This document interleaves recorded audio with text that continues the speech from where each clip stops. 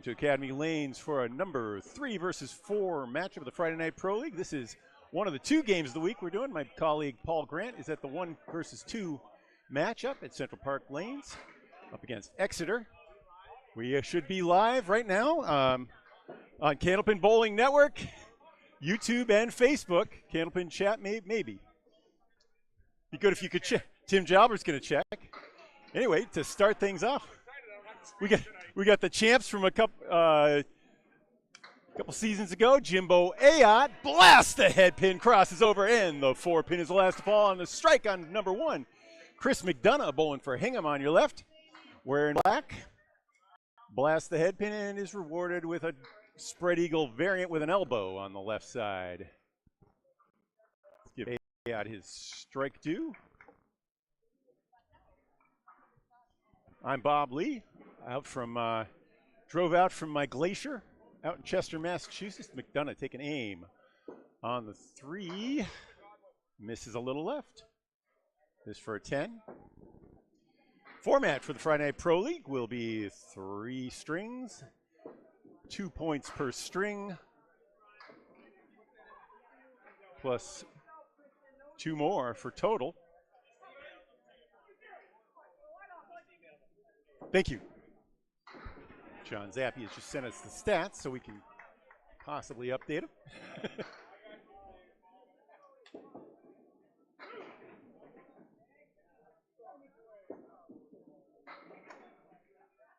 Ayotte blasts out 7 with his first ball. Another 7 for McDonough, who's on the head pin again. Similar outcomes, but different balls. Ayotte still on the strike. We'll take, how about a 9 fill, 19 to start.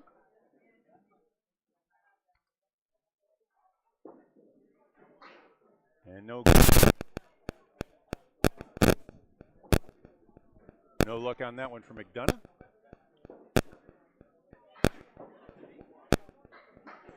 A 9 for Ayotte as the wood is a blocker. And McDonough takes 16 in his pair. So 28 to 16 early lead for number 3 Academy 2 in red on your scoreboard. We're in red in front of you, and this is our Easter Classic reigning champ, Austin Barnes. He has the big T, makes a capital T, sends that one home on the 3 pin, takes 4. Here's Dan Lasko. We have injuries galore on the Hingham squad. Bobby Whitcomb and Craig Holberg are out. Lasko finds the head pin, grabs just 4. Barnes plays this one you play it like a spread eagle, but that one he poked out 1 for. Tough out. Nice ball for Lasko, who takes pride in his ability to make 10s above all else. Great chop and a 9 for Barnes. Good out. And Lasko is denied by the wood. Both bowlers taking a 9. Well, if you just joined us, this is a 3 versus 4 matchup from Academy Lanes. I'm Bob Lee for the Candlepin Bowling Network. On lanes 1 and 2, we have Academy 1 versus 3. You'll see them on up to the left on your screen. Here on lanes 3 and 4, Austin Barnes misses left on the head pin this time. 2 head pins for Dan Lasko, but not much to show for it. He left both times. He ended up with similar leaves. This one is the same minus the 8 pin. You see he has a check mark fronted by the 2 pin. Lasko does. We're in blue. Hingham will be in green for their regulars. Lasko and McDonough now serving in the sub roles. Not the Maria's sub roles, but although there's a great deal of overlap between the squads. Looks like we have a little lane check here.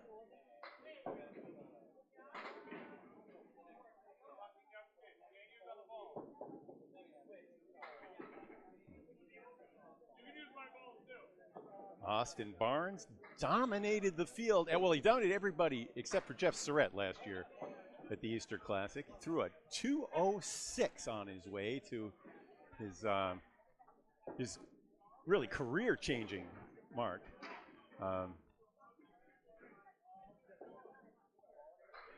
He was in his zone, and he was surrounded by friends from the academy team, as well as from his the academy bowling lanes here, who kept his mentality under check, kept him from getting too excited, kept him from getting fatigued by the end. Here come the balls. That was what we were waiting for.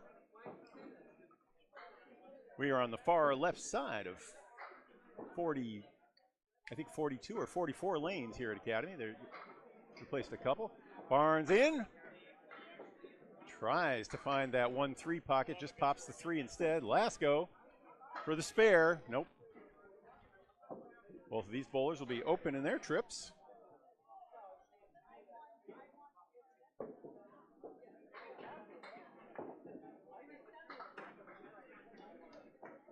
Barnes with a 7 is at 16. And an 8 for Dan Lasko. No 10s despite his efforts. Now we're into the regular part of the order for Hingham. John Zappi, the captain, who just sent us the standings. We'll give you a little update on those. Academy 2 at 128 and 48 comes in with a 727 winning percentage. And Hingham at 102 and 74 is actually 26 behind. And how about that? The strike from Ayotte to start. And that one from Jimbo. Let's give Ayotte an E, as he deserves one after his name. Had it spelled incorrectly. All right, Zappi leaving the 1, 2, 7, and 8. Finds it. Beautiful spare for the skip.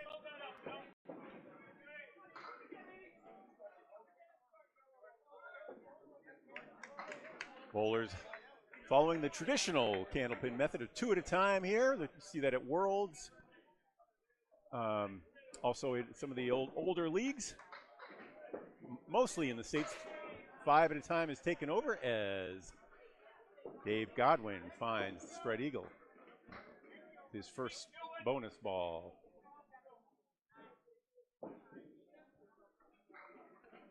Zappi has the number 1 diamond out in front with 7 in the back. That'll be a 6 fill. 16 start for Godwin. Zappi, who had taken 5 in his bonus.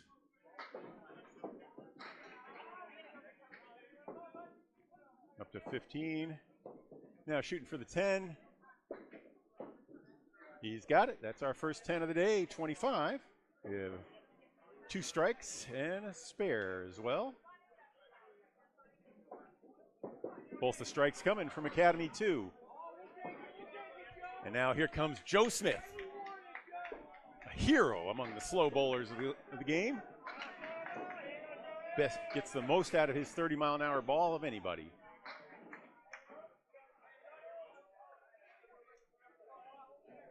Gets good extension. Bowls like a rifleman. That was a 30-mile-an-hour pitch right there. Missed the spare. Well, missed it until it came back and shook. Not there, though. Smith makes good on the 10. And Jones leaves 8. Down, leaves 2 standing. Put an X on your scoreboard. If you're scoring home, I'll put a 10 up there. Here comes Smith. Former anchor of this squad.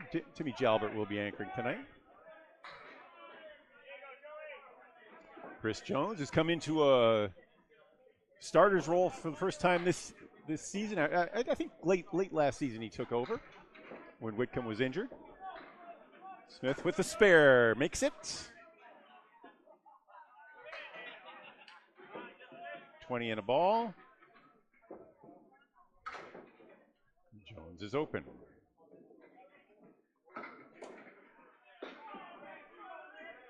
He leaves another 8, so a 16. He matches wits with Austin Barnes. Austin, who has a T in his stroke. He raises both arms up. He doesn't have a T in his name, as I put it up there earlier. So let's put that T there. Up on the scoreboard on your right. I don't see any other obvious typos. Here he is, Timmy Jalbert with the great reverse. Gets the bloody-minded setback. That is the 5, 6, and 10. Here's John Winchell coming in from the right side on the pocket. Breaks up. Looked like he was going to break up everything on the left side, but the 5-pin just decides to shift over. Nice clean plates, but they don't give you enough resistance to fall down sometimes. Beautiful swing, but those setbacks, even with wood, do not fall more than a couple percentage of the time. John Winchell can make his move. Wood help there. Second spare for Hingham. And a 9 for Timmy Jalbert. These are the anchors. Everybody bowls 2 at a time. So each time through the lineup is like a string. And they will do it 5 times for each string, and 3 strings for the match. Nice ball, a little thin maybe, but Winchell takes 7. Has the 6, 10, and 7. Jalbert is just right.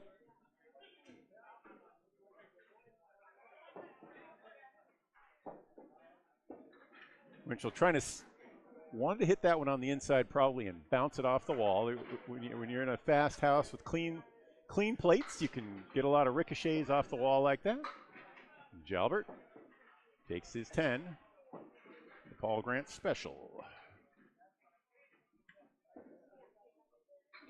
And that was what Winchell was trying to do. Almost pulled it off on the second time. 26 through 2. Bowler's going to switch sides. They don't need to change balls here. They have big enough ball returns that both teams can maintain all of their balls there, but they are going to switch sides. And we see our leadoff bowlers, Chris McDonough, steel worker, coming back into bowling. He had evening hours, kept him out of the Tuesday night league at Union Street, where he initially started to make some noise a few years ago, one that I participated in. Jimbo, who struck in the first, open in the second. Both bowlers missed their head pins. McDonough now hits the left side. Still has 4 pins standing, and Jimbo gives it a good look. That was a side saddle triangle.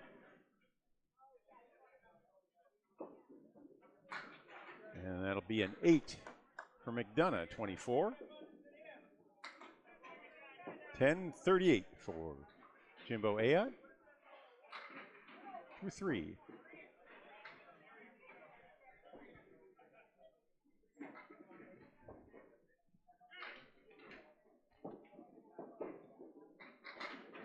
McDonough back on the 2-pin again.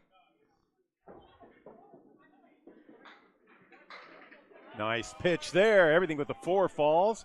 Everything's in the pit too, except the 4.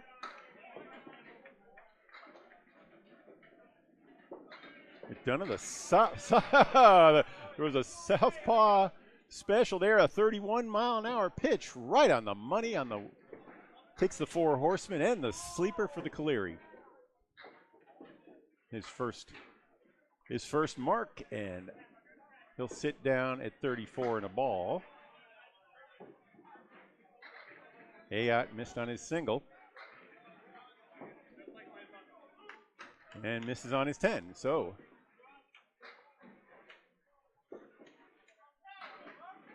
he's at 47. Confirmed by our official score machines overhead. Number 2 bowlers, Dan Lasko. Dan Lasko tries to get a lot out of what has become a slower pitch. Nice right to left action, drops 9 down to the 7-pin. He's throwing 29 miles an hour. Barnes, for his part, 35, right on it. Similar leave. They both got covered wood back there. I don't think it's trouble. Lasko's got a little bit of a bounce. He takes it. His spare is good.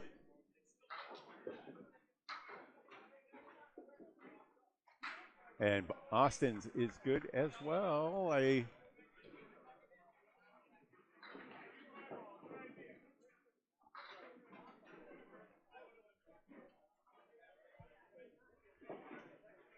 All right, fill balls coming up now in the third for both number 2 bowlers.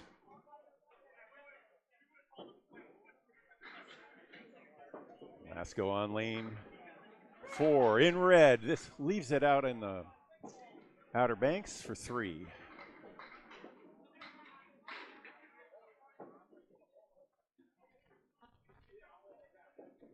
Good looking pitch, but not much better for Barnes, who gets 5 on it on the spread eagle variant. To 31, both bowlers open in the 4th. Early 10-pin lead for Academy behind the strikes to start things from Jimbo Ayotte and Dave Godwin. Lasko gets one of his 10s. Those are the ones he values so much. He's at 40.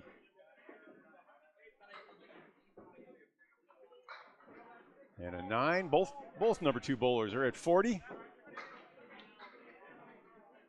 By my reckoning. Well, they've been in a... Yes, there was an official score change, and our scores are correct.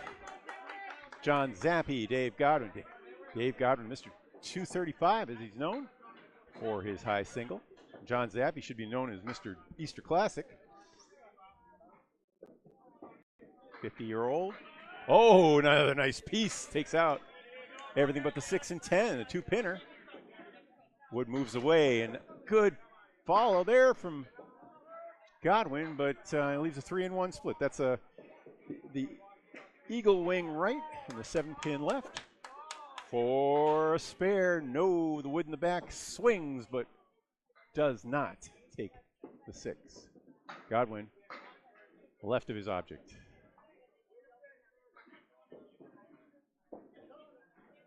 Zappi will take 10 in the 3rd. He's at 35. And Godwin chops out one more. And he's at 32.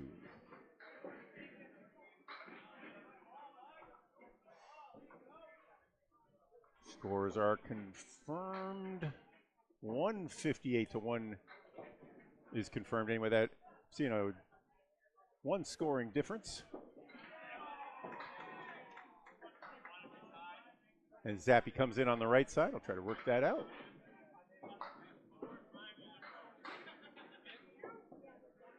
There it is. Dan Lasko has been given 41 pins, something I missed.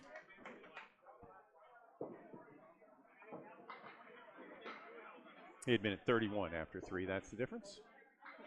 Nice piece there. John Zappi hit it thin. He left a 6-pack, and he hit just the head pin on the thin side, bounced it off the wall, and there's a great follow bid from Godwin. Does not connect on the far right corner set, the 10 pin.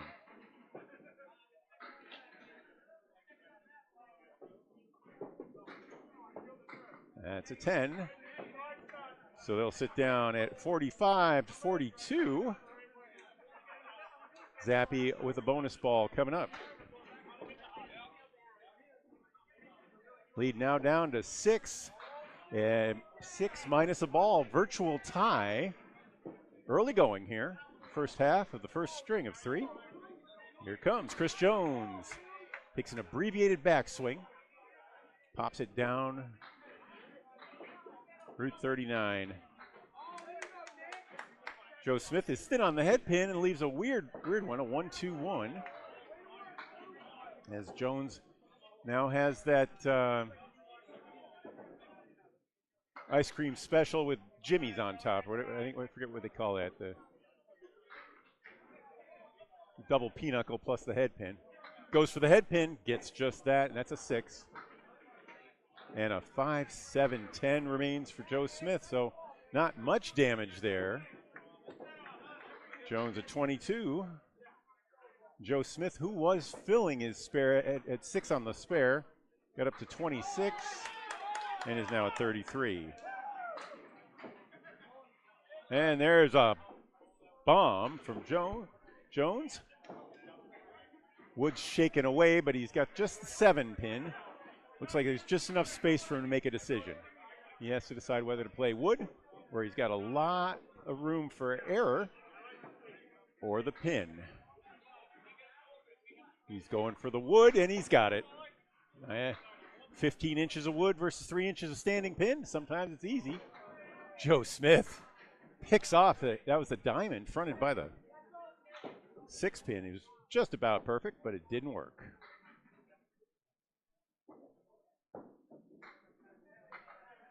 And that is a 10, 43 through 4. And Jones, after starting with a bunch of 8s and 6s, is on the board with a spare and at 32 and a ball. So lead is back up to 13, but all the balls are Hingham's way. All the bonus balls are on Hingham's side. John Winchell, just a little thin. He is in his delivery from the right side, and he's rewarded with a diamond +1. Try to get some speeds for the bowlers near. Winchell, 3-step approach, raises it up high, 35 miles an hour. Open in the 3rd.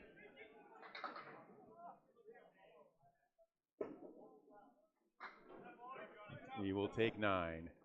Jalbert, who has that great reverse at 40 miles an hour, also takes 9.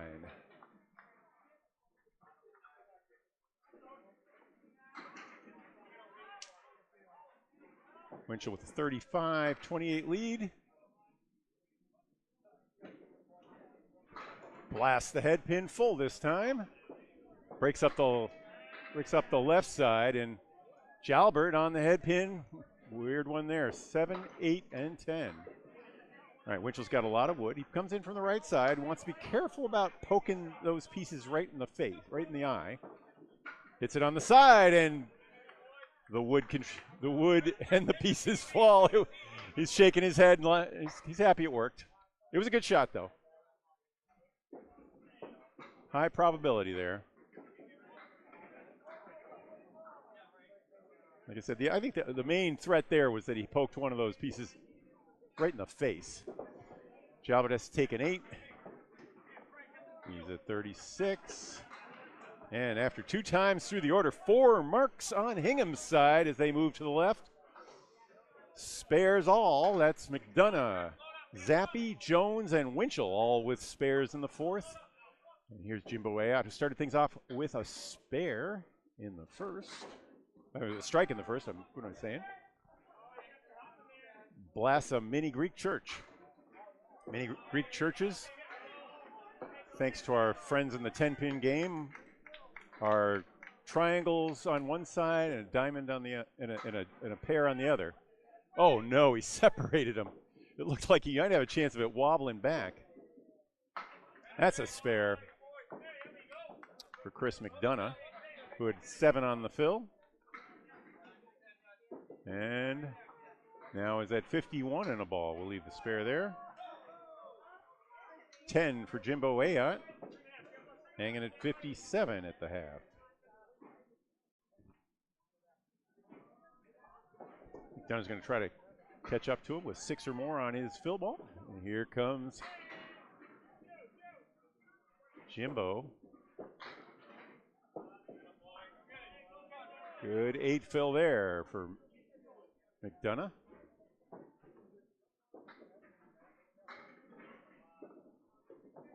Hey, what a spare. I don't think he used any wood. If he did, I didn't notice. What a pickup for Austin Barnes. 67 in the ball. He'll sit down. No luck on the 2-pinner. 2-pinners go at about a 51% rate for pro bowlers, who hit their objects about 70% of the time. He gets it the second time for 69. So just as the lead was swinging over to Hingham's way, Jimbo Ayotte says, hey, whoa, whoa, whoa, I We won this thing a couple of years ago. We know what we're doing. Not that Hingham hasn't won more than its share in it over the years. Here comes Barnes. Full on the head pin, somehow splits them. Looks like the 10 pin had plenty of wood around it. Lasko also full and also splits. He had been open. And Barnes with a perfectly executed 3-in-1 split conversion is now at 50 and a ball at the half. And Dan Lasko with a magic shot there. Nice 2-in-1 split for him. He's at 51 at the half plus a ball. 4 marks to 2 now for Hingham, a 4-pin lead. This is a beauty here. Number 3 versus 4 matchup. Barnes on the head pin again with a split. You'll have to pull that 3-in-1 off again. Gets 6 on the fill. Dan Lasko lays it in with a 29-mile-an-hour pitch. Spread eagle plus a piece of wood that didn't leave him, but advantage Austin in that exchange slightly.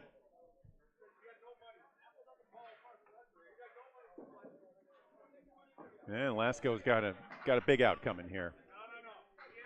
That wood is, he's got to think about that wood. I think he's thinking he could connect with it more easily from the right side. As Barnes takes 10, 66. And a good piece comes across. Does a little damage for 7. A 62. For Lasko, this pulling in a sub role here. He and McDonough subbing for the injured Craig Holbrook, Bobby Whitcomb. Dynamic duo.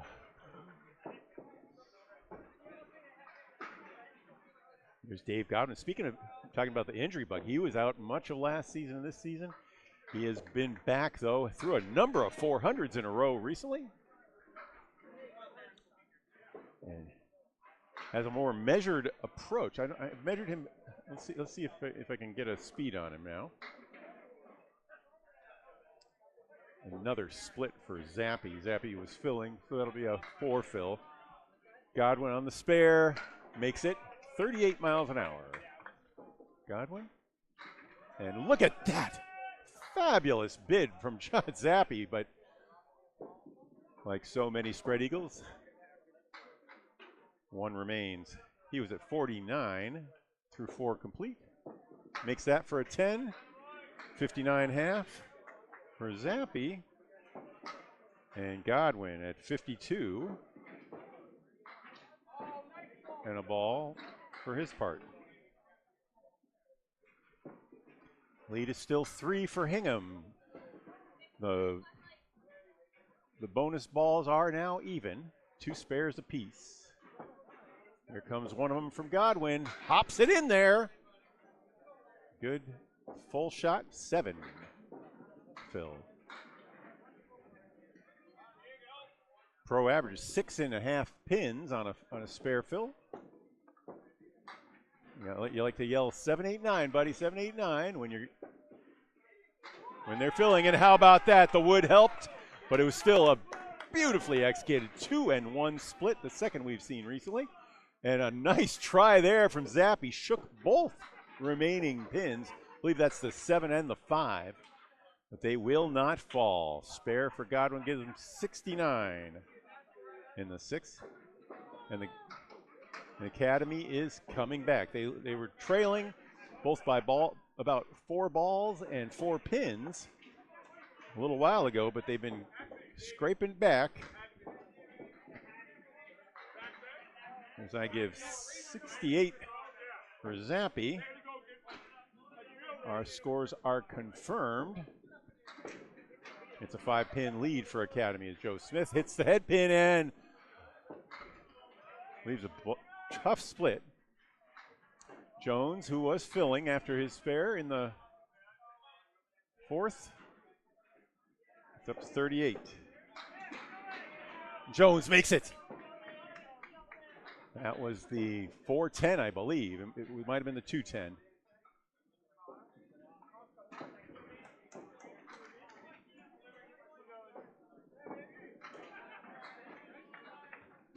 $53 for him. That's a good 10 for Jones, who struggled in his first 3 boxes. Now he's come back with a spare and a 10. And has a 48 half. Jones leaves it just right. But hey, how about an 8 fill off a tough miss there. 61, and the lead is growing. 7 now for Academy, plus a ball. That's on the money for Joe, but the head pin flared off to the left. It's Chris Jones on the 3-1, executes perfectly. His second spare in the last 3.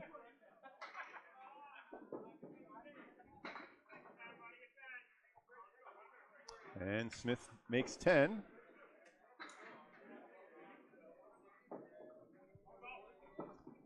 Here come the anchors, third time through. Tim Jalbert open with 36 through 4. Don Winchell at 45 and a ball. Trying to even things up. Marks are now 2 apiece for those on the left and right. You can see those marked in yellow, or they're marked in black on your scoreboard, and yellow between total and the game. Winchell punches 4. Remember, he shoots from the right side. Jalbert can't find it. He's been a little wild. He's not thrilled with his ball today. Not missing by a whole bunch. So Winchell at 49 after the fill. And a 10 for Jalbert. That's what he needs. Needs to come back with that ball. Now Winchell suffers with a 7.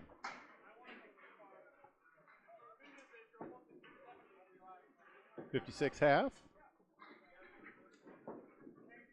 He's through 5. Here comes Jalbert throwing 40. Hops it in just a tiny bit right. Leaves a Caleri with wood that will help on the back pin. Winchell goes into the left. The 4 pin on the left and punches out an extra pin. Jalbert through the right pitch, can't get the spare.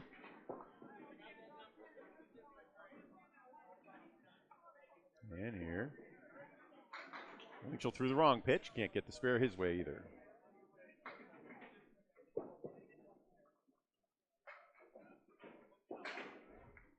That was 10 and 56. Mr. Jalbert and 65 for Winchell. Let's see if our scores match the official tally. I have it 329 to 322. Those are confirmed. So a 7-pin lead plus 2. You're seeing Academy 2 coming through with a 110 average with 2 balls hanging. And Hingham coming in at about a 107 pace with 1 ball hanging through their first 3 strings. 5-on-5 action here. Jimbo on the bonus. Right of the head pin takes 6, 73.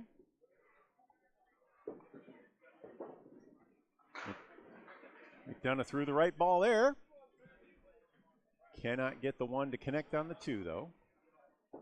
2 is the pin to the left of the head pin. As you read the pins, the front pin is the head pin. Then it goes 2, 3 from left to right as McDonough takes 10. 4, 5, 6 in the second to last row, and then 7 in the left corner, 8, 9, 10 in the back row. That's a 7 for Jimbo and a 10 for McDonough. Little gainer there. Oh no. How many spread eagles have we seen? Almost saw one converted by John Zappi earlier. Hey, reminds me that I should be reminding you to subscribe to the Candlepin Bowling Network on YouTube. Just have to log in. Now, if you're watching and you're not signed in, I get it. You can't like us, and you can't subscribe, and you can't get reminded when new matches come on. But one of these days, use your Google email or get one, and subscribe to our channel. It helps us a great deal. It helps us raise revenue so that we can cover events like the World Championships, where we get an Airbnb. We set crews up to the last 4 of those, and a 7-10 split conversion with a lumber yard for Jimbo Ayotte. Back on the board, 90 in a ball after 8. And that's gonna be a 5 for McDonough. Struggled there. But the reason I bring all that up is that we're at 4,130 some odd subscribers. If we can get up to 5,000, our revenues will increase. And with those revenues, we are going to start offering a $25 prize for any bowler who converts a spread eagle. Now, it doesn't sound like much, but we don't make that much on these videos. We're still trying to pay Paul Grant's gas money. But we would like to start forwarding some prizes. And when we get it to, there's a spare from Austin Barnes. And if we start getting more and more subscribers, we will be able to afford giving people money for triple strikes, maybe, and things that happen. Right now, we make $12 or $15 on a typical match, maybe 20 on a Friday Night Pro League. And we can probably afford the spread eagle bonus. Anyway, Dan Lasko with a nice 9 drop down to the 5 pin. Here's Austin Barnes on the fill. Ends up with 6 there. I have him at 82. 7. And Lasko, who is at 70, makes his spare in the 8th. Barnes open. Leaves the sleeper back there. Had that little rail, that little eagle wing right. Takes a 10. He's grooving. He's grooving. That's 92. Through 8. Confirmed by the official score above. Dan Lasko at 80 in a ball after his spare. He was at 70 after 7. That 2 is confirmed, and now our scores should match up. A 23-pin lead. 378 to 355. Here comes John Zappi, who just about converted on the spread eagle last time up. This is a bonus ball from Dave Godwin. Takes out 9. That was a fine pitch. I like his style. I like the slow feet and the large takeaway. I think it works well for a lot of bowlers.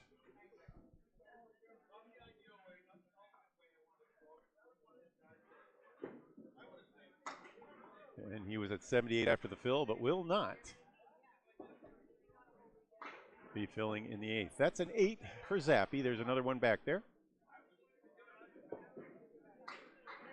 And a 10 for Dave Godwin, 88.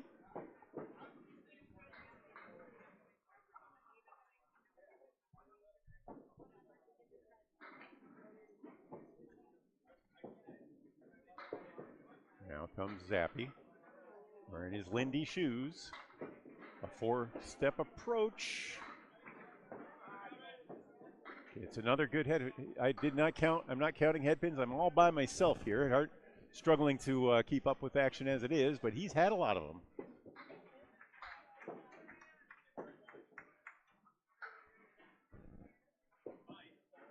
Godwin hurled that one into the 2-pin. That's 4 horsemen plus the 8 and 10, and that one is down the channel, so Zappi open. Great bid. No luck on the 7. It was the ball he wanted. There it is for Zappi. 86.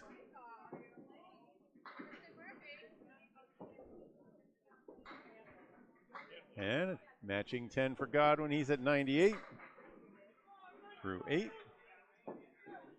406, 473 I see above my head. I see a 407 on my board, so someone's got a difference.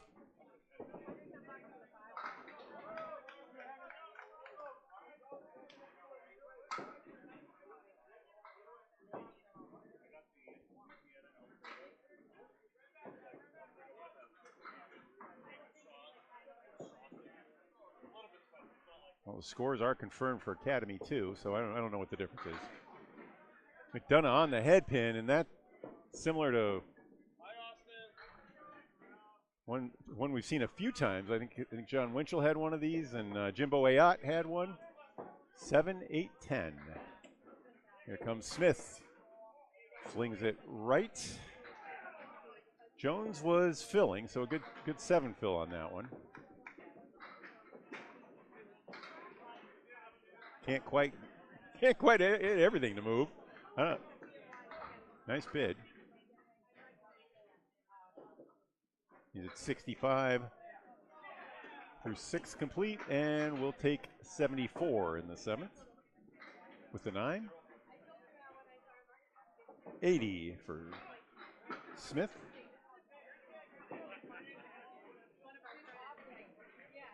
Joe Smith comes in with an average of 118.4. I believe he's the highest average on the board here. Hey, Dave.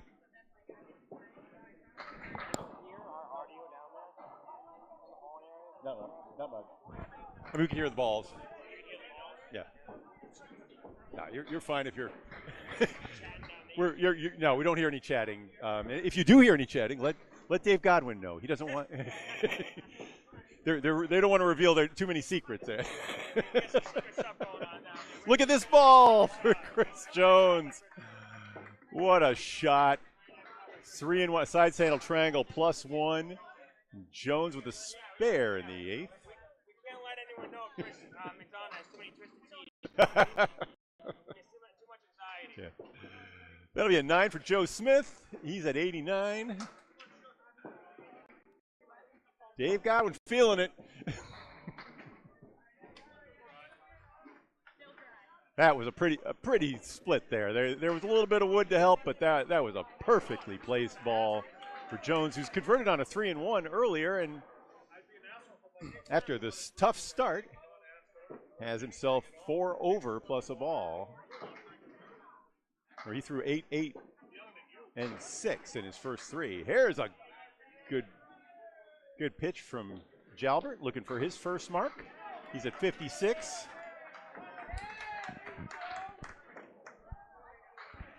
Winchell trying to clean up the split. And Jalbert is good. So his teammates been carrying him there. Now he's at 66 through the 7th, plus a ball. And Winchell will take an 8, 73.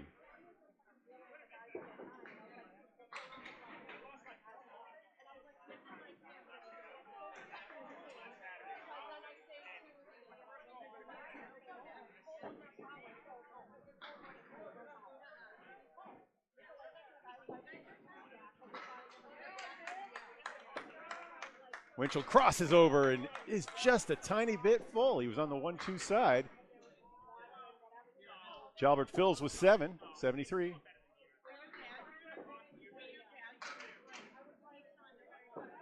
Lead is growing now. It had been really tight up through the 6th. I don't think Winchell wanted that one that far left. He's clapping facetiously there. I do the Winchell clap. He did that in preparation for one of the money matches I called, and I picked up that tick, clapping when something's either really funny or really sad. All right, 7 for Winchell. That's second 7 he's had to face, and a 10 for Jalbert. Jalbert with the 83-80 lead in that final match, and our scores at 452 to 414 are confirmed with the official scorekeeper. That difference then is also confirmed. 38 pins, the lead for Academy, minus a ball. Spares for Lasko and Jones. Ayotte swings right. He was on a fill. The lone bonus ball for Academy. 4 on that count there. Great! Oh my goodness. That was a spread eagle +2. Or, sorry, that was the 4 horseman +2. He picked it up right on the 1-2 pocket, but used the back wall to convert the spare. And he's at 104.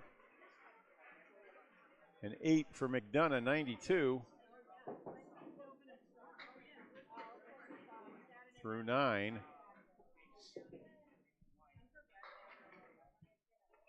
Ayotte, who had a strike in the first, spare in the 6th, and spares in the 8th and the 9th. Fills with 5.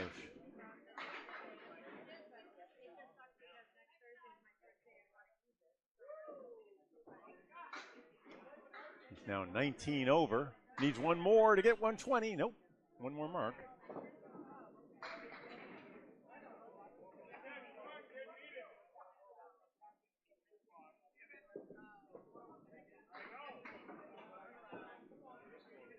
McDonough taking aim at the spread eagle here. Just grabs 2. Okay, a 118 for Ayotte.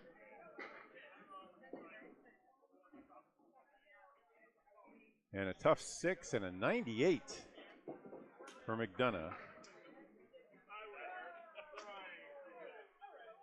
who had a spare in the 4th and the 5th. No, the official scorekeeper has, no. I don't know if that's a 102 or they gave him a 10 in that last box, but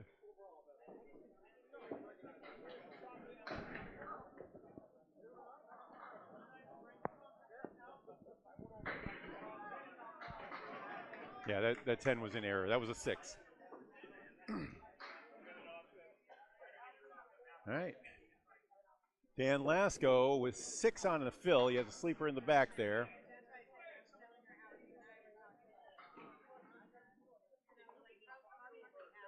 Both bowlers open. These are the number 2 bowlers. Down to our last 8 boxes. The 46 pin lead holding up.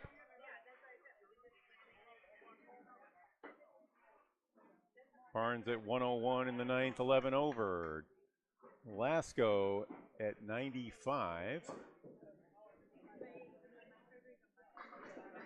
5 over. Barnes misses right, takes out 7.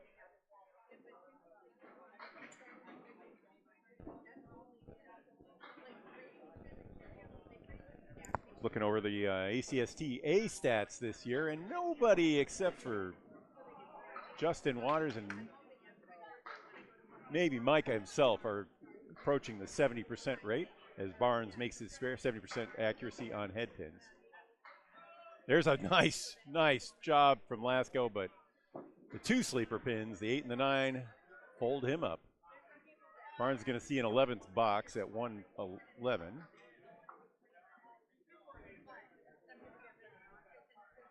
Lasko has to wait for that piece to stop. It's hovering out in front of the 8 pin right now. Makes a pretty big difference if it stops in the middle. Besides, it's going to serve as a blocker instead. He'll still probably go for it. Yep, and it blocks. No luck there. An 8 and a 103 for Lasko.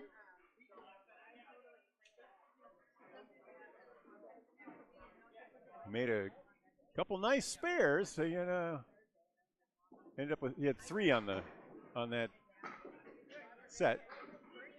Barnes grabs 6 and a 117.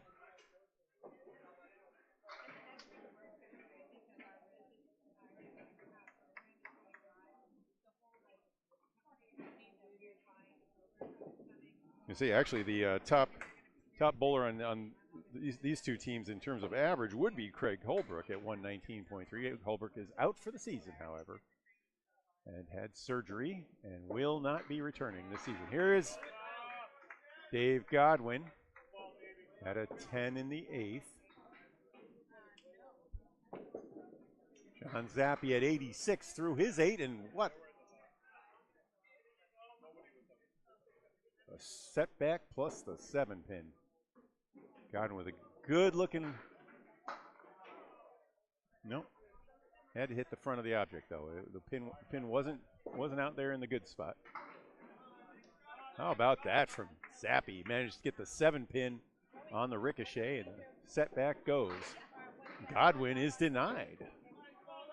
So not done yet. 107 for Godwin through 9, and 96 in a ball. They could use some magic.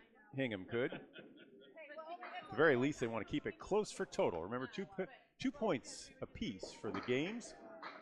Godwin, another good drill there. Another 2-pinner with the wood behind the front pin. Zappi swings wide right. Gets a 5 out of it. Normally be happy with that when you hit the 6 pin, but couldn't afford a 5 fill there, really. No, Godwin. Misses on 2 2-pinners here in this set. And Zappi will see an 11th box at 111, just like Austin Barnes before him. And Godwin connects another 117. Zappi will pitch all by himself on lane 3 on your left.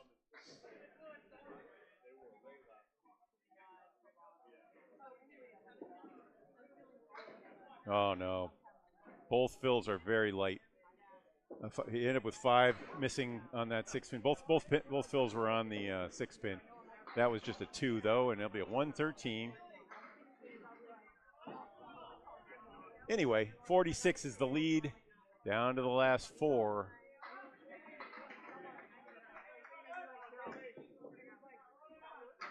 String 1 is not quite official, but getting close. That helps. Chris Jones fills with 9. And that helps Joe Smith in the Academy 2 cause, though. Spare and 99 through 9.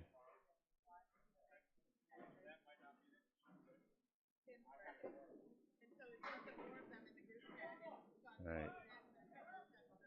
Jones in just about a must-make situation here. Plays way right. Do not believe he was aiming there. I'm not sure. There was a T-bone that he might have been trying to avoid, but I just don't think that was what he was trying to do. That was the T-bone, and it worked. But it's a 10. 103. Nice first ball. Misfire on the second for one reason or another. Lead down to 37.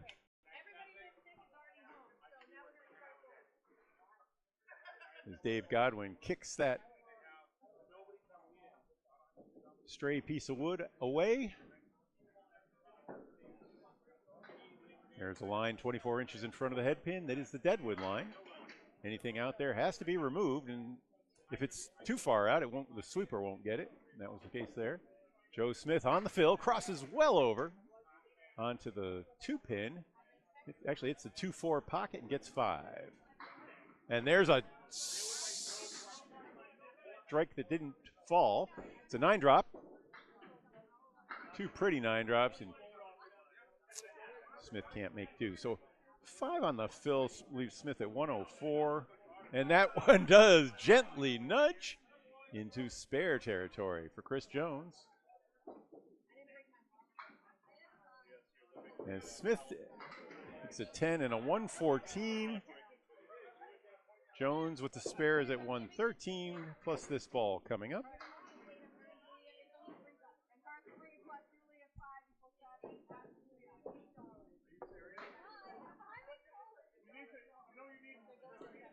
.42 is the difference, and 3 nice pitches at the head pin, and 2 9-drops and that 8 fill. Just missed on the 1 spare opportunity earlier, in the 9th. That'll be a 121. And though they're closely clustered, Jones leads among all bowlers. I think he's going to win the first string for what that's worth. But it's the 118 from Jimbo, the 117s from Barnes, Godwin, the 114 from Joe Smith, and they are leading by over 40 pins. Ah, another back row split. There's the Cobra fangs. Jalbert has a good look at it with wood, but can't get them any messages to go east. Nope. Winchell was following the adage, make it into a helicopter, but hit the end of it and spun it right back into the curtain. That's a 10 for Jalbert, 93. And a 10 for Winchell. He's at 90.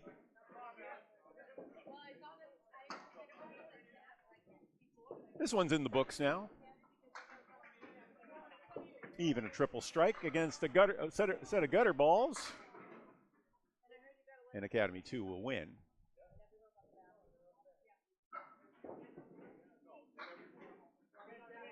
Of course, total still critical.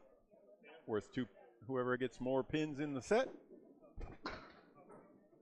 And this is going to add to the total. Total lead is Jalbert spares in the 10th.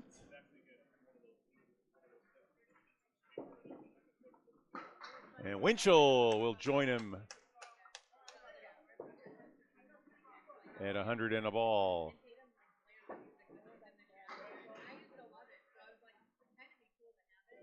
Last 2 pitches. I'll try to confirm our scores. Yep, 5, 16. Yep, they are confirmed.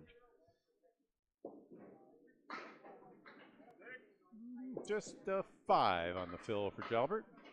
That'll be a 108 after the slow start. And Winchell lays it down. A beautiful 9 drop to the 5 pin. He wins by 1 in the matchup, 109. But his team falls. Let's give 2 ACST points to Academy 2. Final score 574 to 544. We'll copy those down into the totals. Set things up for string 2 here on the Candlepin Bowling Network. I'm Bob Lee, working alone tonight. Happy Valentine's Day to everybody who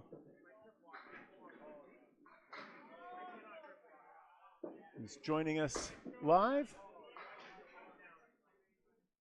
We'll typically get 100 or more viewers live on the YouTube channel, sometimes 200.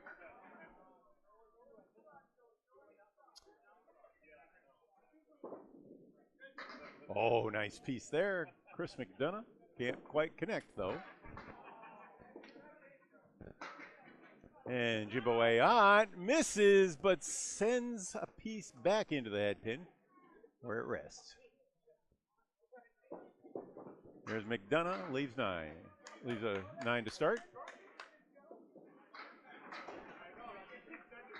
And Jimbo Ayotte does him one better.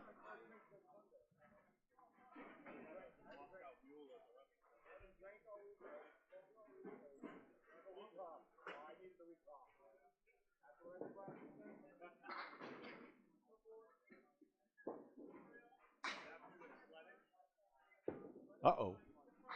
That's a lemon drop.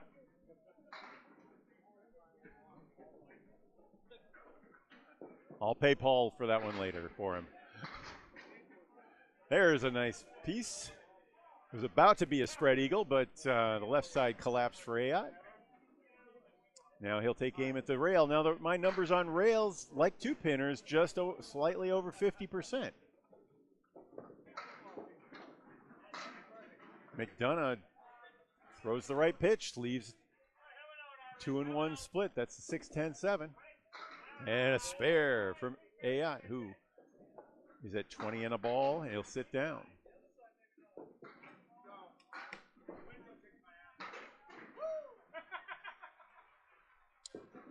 And a pair of 9s.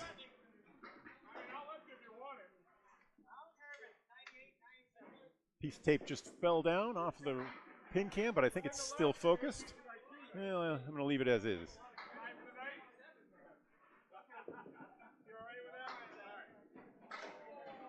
All right, here's Dan Lasko. Number 2 bowler for Hingham. Brings in that sweeping right to left ball and has that 7-8-10 lead. We've seen that 4 times tonight, and Austin Barnes blasts a strike to start things off in the second. That's the Easter ball. Lasko does it. Except, yes, it will. The 8 was the last to fall. He caught the 7-10 using the wood out front. Beautiful piece of craftsman bowling for Dan Lasko. Remember, Lasko giving up 7 miles an hour in the matchup with Austin Barnes. Has to use that spin and his wiles to keep up. How about that for spin and wiles? Oh, 5 on the fill. It was like better looking pitch than that. And Barnes almost doubles up, leaves the kingpin.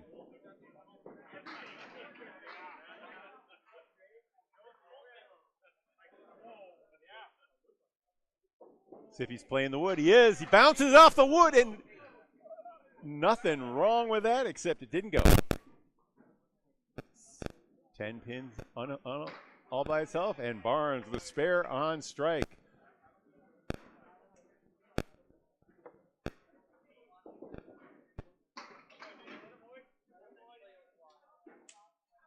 Oh. I've been giving the wrong scores out. Barnes then with 30, and Lasko with the 10 is at 25 after the spare 5 and the 10.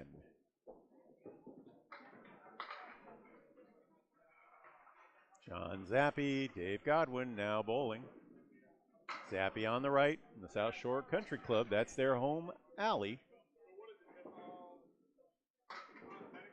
Swings it in just right. Leaves the 1-2-8 on the left and the 10 pin on the right. Godwin has the 1-3-6 and 9 in the back. It's going, and the tip of the pin hit, or it would have gone. Zappi moved the 10 pin. They decided to stay with us. And it'll be a 9.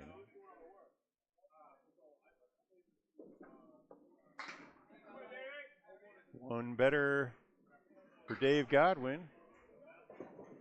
Academy 2 out to an 8-pin lead in the early going here.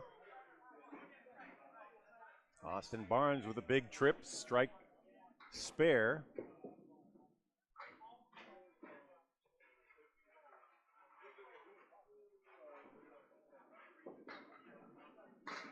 Nice piece there, but seeing a lot, just the slightest bit full, and they are splitting.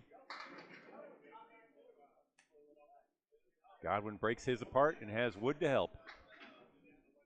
That one, I wish I had numbers on a plank sitting in front of a object for a pro bowler. I would guess it's in the 95% range. People still manage to miss them. And how about that? What a split pickup. We've seen 2 for Hingham. Dan Lasko earlier. And Godwin keeps pace. He's at 20 in a ball. Zappi at 19. We've bowled 6 here in the second. Academy 2 with an 8-pin lead. 2 marks apiece. Hanging. Here comes Jones, thin on the head pin. And the 7 stands, the 9 falls. Joe Smith's just a hair right. Although things are still falling, the head pin and the 2-pin fell late. Jones gonna have to bounce. Can't get anything to bounce left though.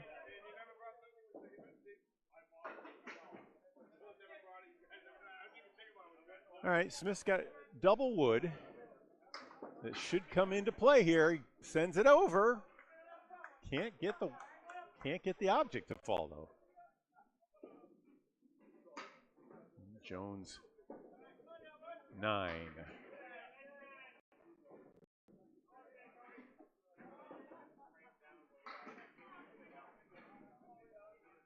10 for Joe Smith.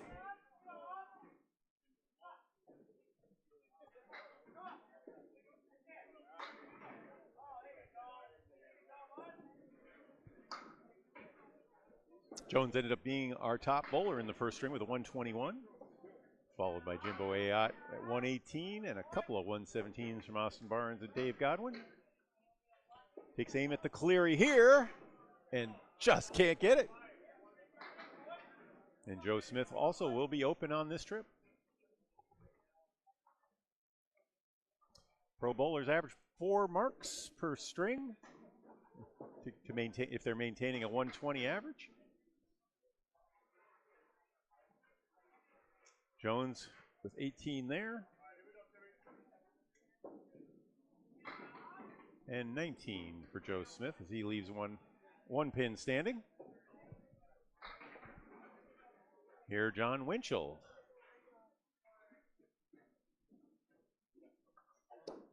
Up against Tim Jalbert.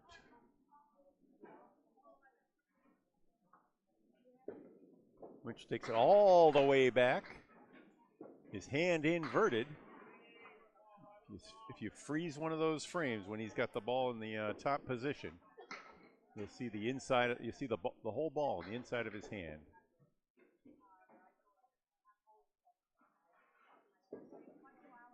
Oh. Nice pickup there, Tim Jalbert. Waited till late before he started making marks in the first. Starts things off right away. Good 10 for Winchell, 10 apiece. Bonus ball coming for Jalbert.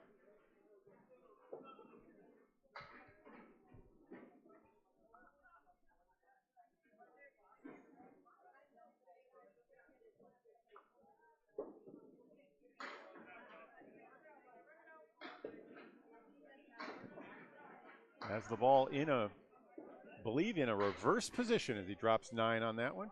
Jalbert gets a 7 fill.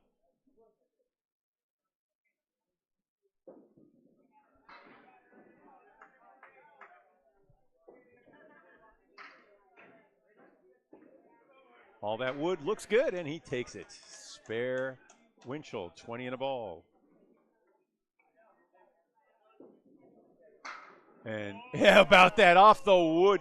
I saw the piece shoot by and connect with the left wall, and it was still touching the pin as it ricocheted, and that is what took out the 7 pin. I don't have a slow-mo account here. I'll be getting one soon, I hope. But anyway, 27 and a ball for Tim Jalbert. You can go back if you're watching this on YouTube and watch what happened there. That was pretty. Nice. Jimbo Ayotte striking the third on a spare. He's at 40 through 2, 50 and 2 balls in the third.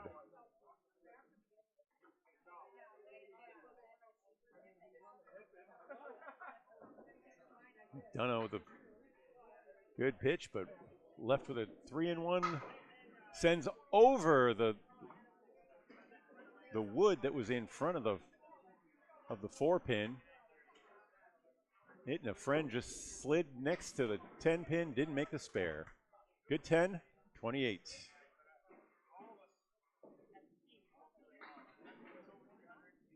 All right, lead up to 26 now in string 2 for Academy 2.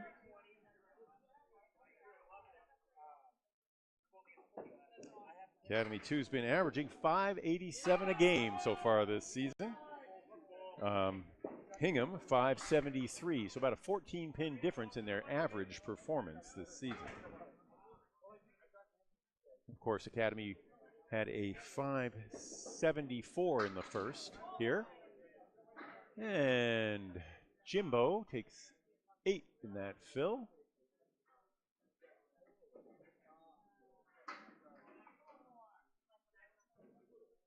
spare bid here, and what's wrong? Here comes the ball. Oh, yeah!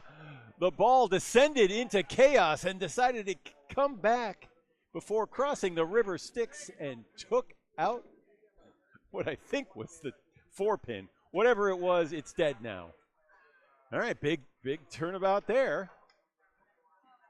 An 8 for Ayotte puts him at 56, and 38 in the ball. It's a resurrection spare from Chris McDonough. Oh, Austin delivers. Nothing wrong with the pitch. Yeah, it stop motion right before it hit the pin. You'd think that was a strike in any day. Barnes swings left.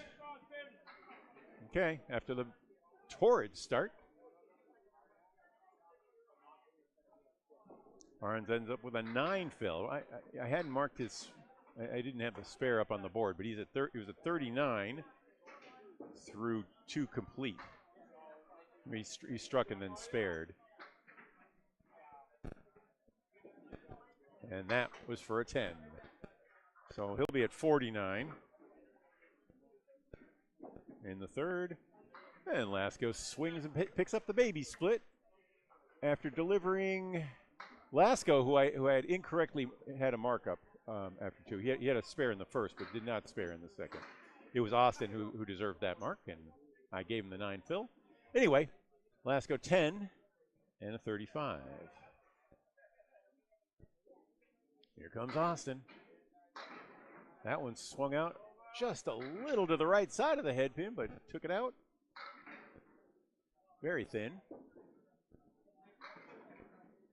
This is called a split. It's a baby split. It's the 2-7.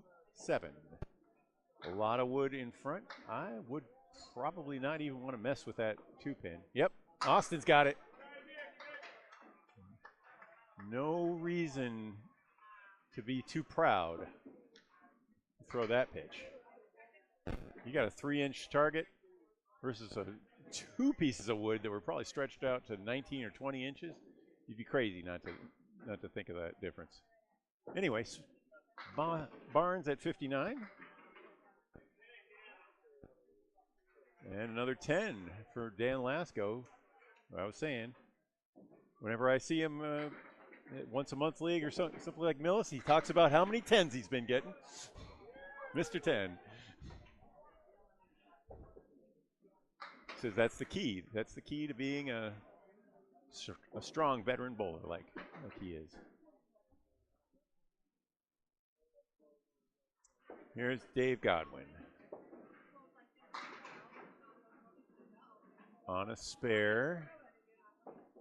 And the shake doesn't move anything else, and that's a 6 fill. Zappi also with a 6 fill.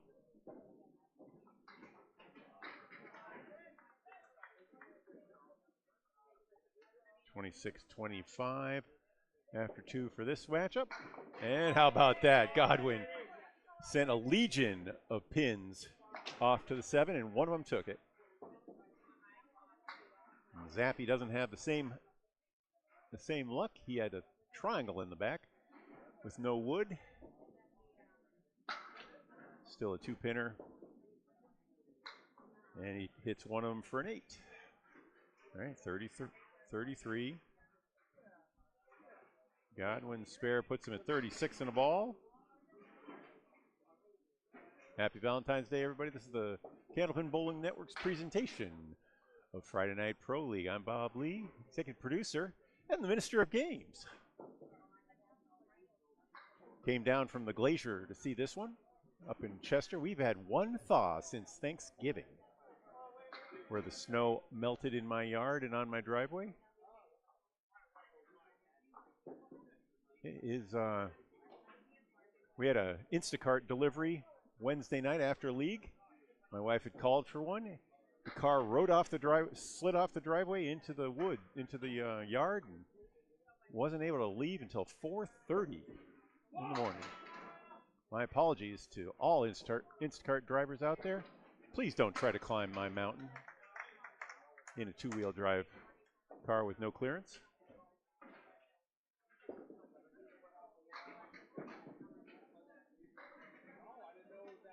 All right. Godwin with 6 on the fill here. Almost connects on the 2 and 2.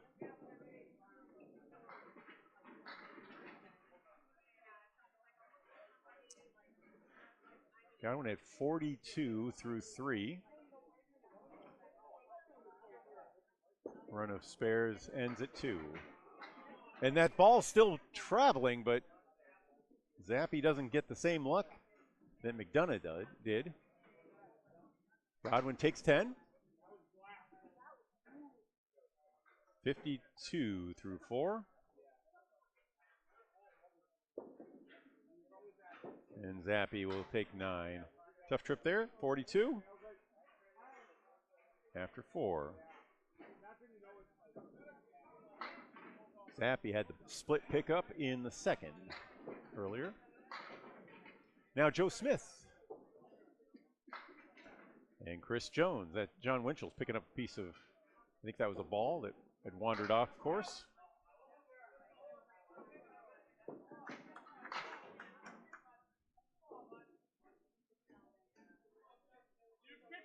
Dave Godwin kicked something out of their way. Whatever it was, it's gone now.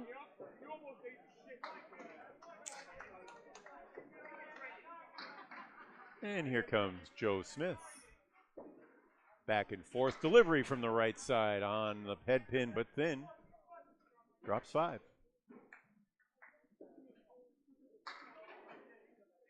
All right, Jones.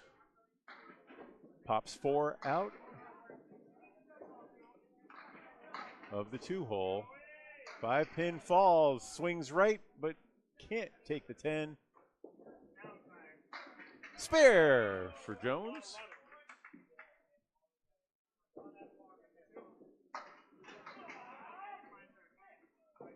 And that's a 10 for Joey Smith. No marks, but 29 pins through 3.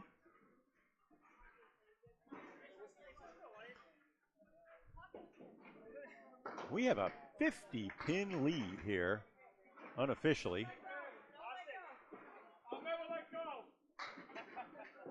That is just what Hingham ordered. That knocked that lead down. 37 through 3 now for Jones. Spare is good. And matching spares for the number 4 bowlers.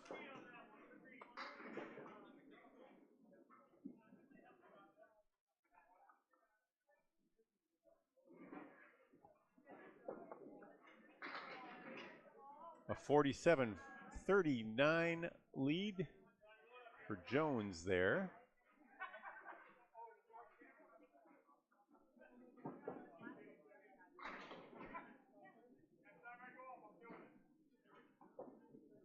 Our scores are confirmed. It is indeed a 41-pin lead for Academy, whose anchorman drives that one home. Timmy Jalbert. Time for it. A 10 fill there.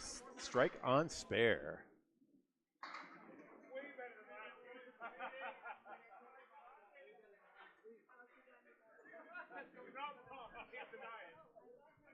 Remember, Jalbert throws 40 miles an hour. His pitch, which I've commented on before. Nice bit on the setback.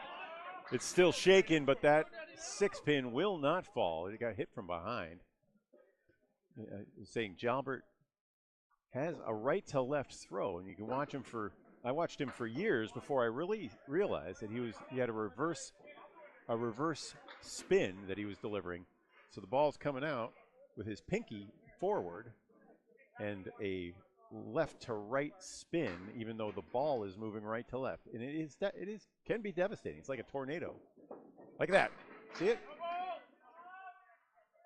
8 on the first ball. Still working on that. That V is not perfectly set up for him, but he should be able to. He might be able to get some action off the right wall. Expect him to come in somewhere near that V. Let's see. Nope. I'm not sure that was the one he wanted. 9 on the fill, though. Jalbert, 56. Through 3 complete. Winchell, who'd had a 9 before, is at 29 after 3.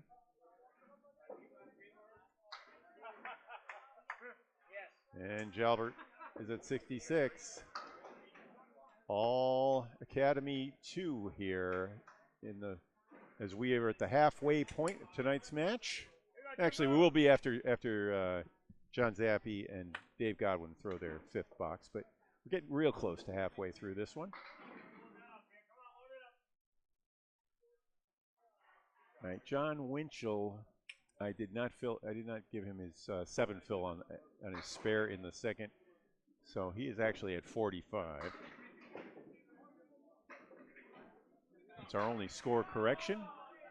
It is a 274 to 225 difference, and Jimbo Ayotte, after Chris McDonough fills with 4, says, I'm going to start filling now. Strike in the 5th.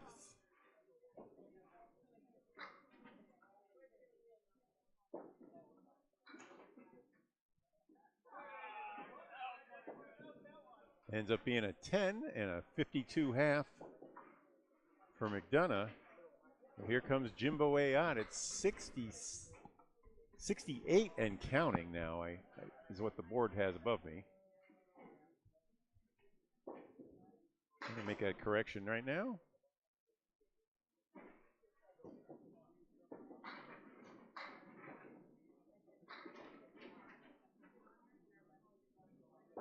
Five on the first fill ball from Ayotte. McDonough, who has a spread eagle. Good look at it.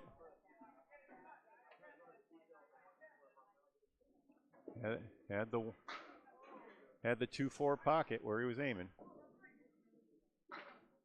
Touched a couple of the pins on the right, but they just don't go they go about 1% of the time for pro bowlers, who average 8.3 on spread eagles. That's an 8 for McDonough.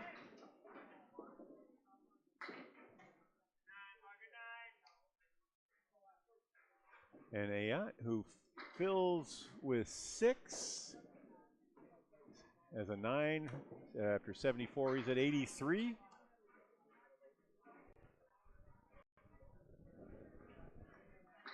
We're up to date.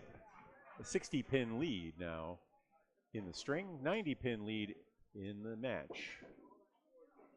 Nice ball, Lasko, with a curling 29-mile-an-hour right to left pitch. Has 2 pieces out in front of the 9-pin. Barnes, who was filling. Oh no, he wanted to hit it high. He hit it high, and it tweaked off in the wrong direction, so no mark for Lasko. Barnes with a light 4 fill there in that earlier pitch. He's at 63. And another 10. Mr. 10, Dan Lasko, 55.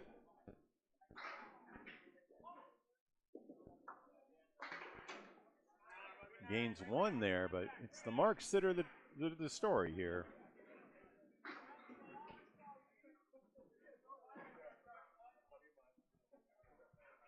Two strikes and a spare for Jimbo Ayotte up top. Austin Barnes with 2 spares and a strike. 2 spares for Dave Godwin, as Lasko splits. It's a 4-7-10.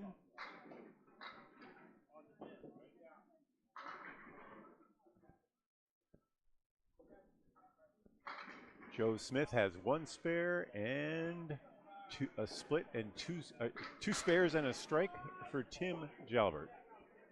Hey, Lasko connects. Plays the widened V. Pretty piece of work there. 65. That could have been a great trip. He really deserved the spare on the first one. 9 drop right on the money, and he played against a blocker piece of wood high. It did not connect. And Barnes slows down to a 6. He's at 78, still leads in the matchup with Lasko. 78 to 65, but Lasko in the bonus. The lead for Academy, 59, minus a ball. 2 for Hingham, 1 for Academy 2. John Zappi on lane 4 on the right.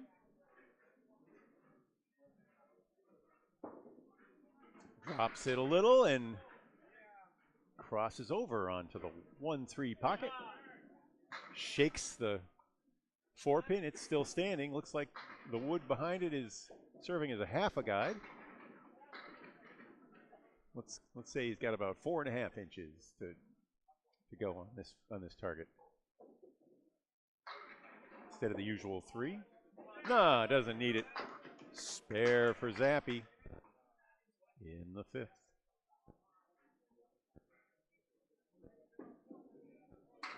Oh, it's gone! Another 5-7-10. Unbelievable spare pickup for Dave Godwin. He made the 5 and dime on the first go and sent a piece out behind the 7, and it curled up in the gutter behind the 7 and knocked it from behind. Anyway, I have him at 62. Yep.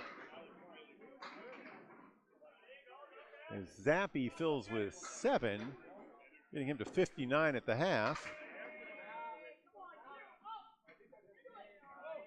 And 9 drop as the 2-2 split just crumbles for Godwin, and he's at 71. Through 5 complete.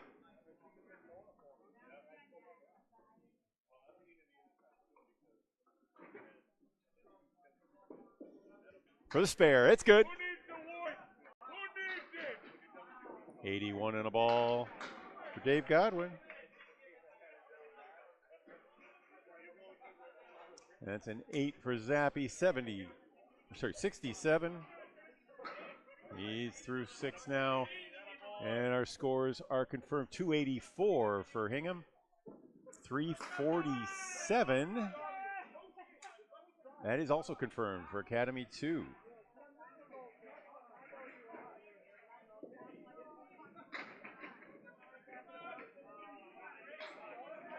The injured Bobby Whitcomb and Craig Holbrook missed here by the Hingham team. Whitcomb had an average of 116.9 this season.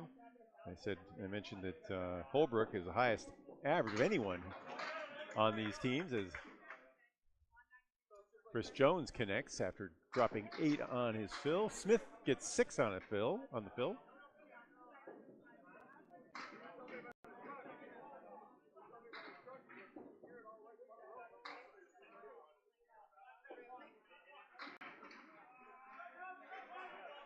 $65. Got a ball for Jones now, who's working on 3 spares in a row. He was our leading bowler in the first string.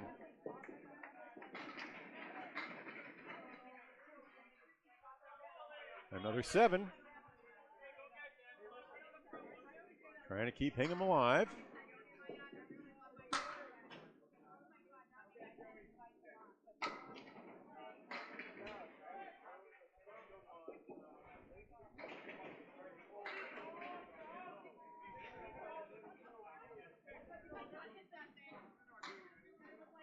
No luck there on the 3-pinner for Joey Smith. Jones' run of 3 in a row is over, but he cleans up for a 10 and has himself up to 81. The official score, I guess they had him with a 6 fill there, not a 7 fill. 81 through 6. And 63 for Joe Smith, who's at 53 after 5. And now he's at 63 after the 10. Scores are confirmed.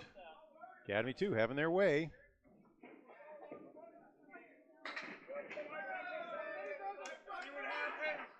John Winchell with some strong words. After a beauty of a strike. Look at all that wood, the way it all rolled back forward.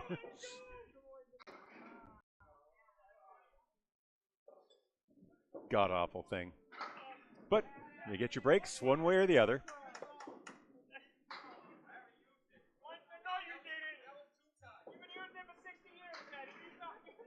If you missed it and you're watching on YouTube, hit the back button. Go back 10 seconds. John Winchell's strike.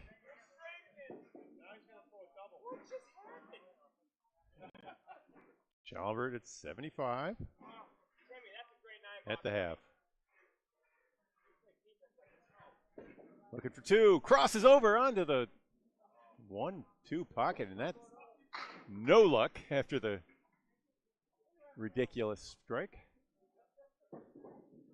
7 on the first ball, still filling. I think he's got to think about making the spare. The tip of that wood out in front of that's the 5-9. The 5 pin is the king pin in the middle of the set. He's got a chance of ticking the left side and taking out the 7 pin with the ball.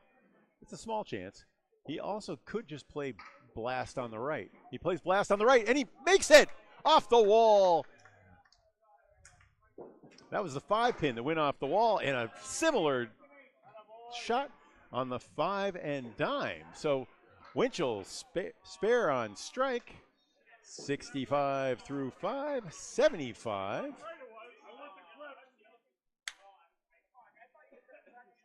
After 6 with the ball, and Tim Jalbert up to 85. And we're past the midway point. Checking our score, 390 to 348. That is confirmed.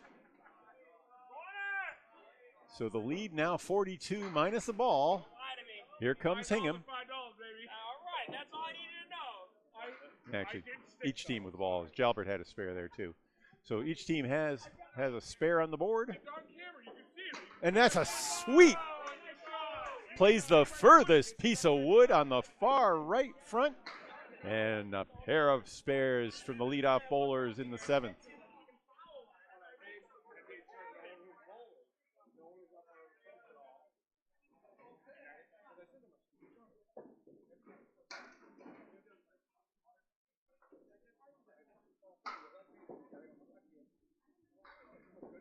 Jalbert crosses over on to the 1-3 side. 7 on the fill. He's at 100. And a strike on spare. Hingham rallying.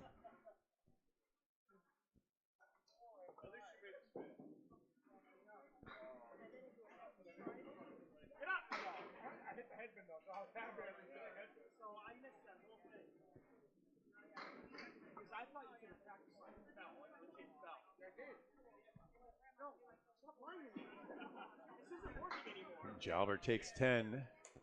That was his 3rd pitch, and he's at 110, having the top performance so far. Tim Jalbert might have something to say about it, his buddy. But here comes Chris McDonough. And here comes Austin Barnes again. Leaves 6 in the pit, 4 on the deck. And here Dan Lasko. It's a good fill, 8 there. That's the best part about that whole thing is the sort of strike right in my face. 88. And 2 balls for Barnes. Lasko, okay, that time he hits the wood high and gets the bouncy. Whether he deserved it or not, he got it. I think the ball would have taken the front pin either way. A nice spare. 83. In the 7th, here's Austin for 2. That one sweeps across, leaving just the 7 pin. Wow, he's He started off with a strike, spare, a 9 drop that he didn't connect on, and a spare, a 9, a 6, and now he's right back with a strike and a 9 drop, 106 through 8, and a spare on strike. Make it 108. As Lasko fills with 8. Himself up to 91. Seen this converted. He's got a sweeper. He's going to want to play that 5-pin over on the left side with that wood, and it doesn't go. It was a little high on the piece. It kind of collapsed. The ball didn't go back.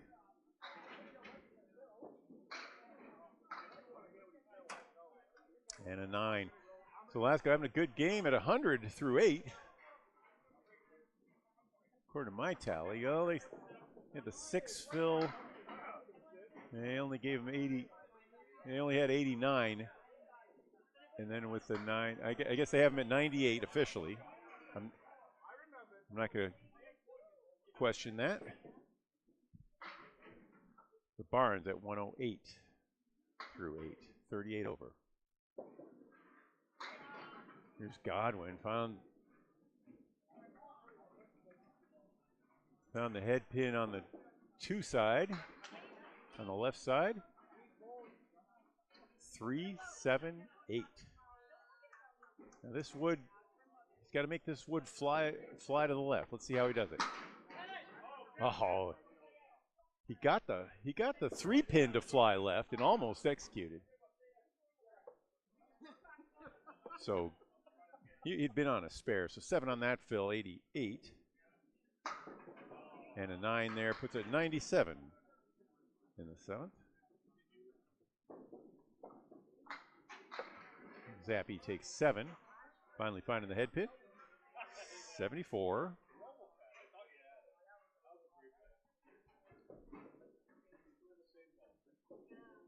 Lead still hanging at 45. Hingham is putting on a little bit of a rebound, but Austin Barnes strike. And the double marks, how about that 9 drop? Oy vey. Seen a backdoor, almost another backdoor strike. Wood curls up next to it, giving him a little bit of margin of error on the left side. And he's got it. Godwin 107 in a ball, 1 behind Austin Barnes at 108 in a ball. 37 over both, and 38 over for the 2 of them. And Zappi connects on his spare. He's at 84.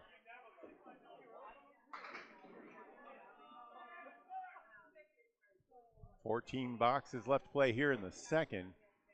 Academy 2 trying to run the tables. 1 string 1 by 30. Joe Smith open in the 6th.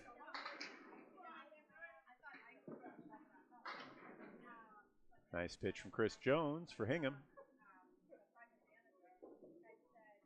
4 pieces of wood in play there. Smith just needs to slide it and got it. Played it high just perfectly. 73 through 7. Plus the fill. The spare is good for Jones. He's at 91.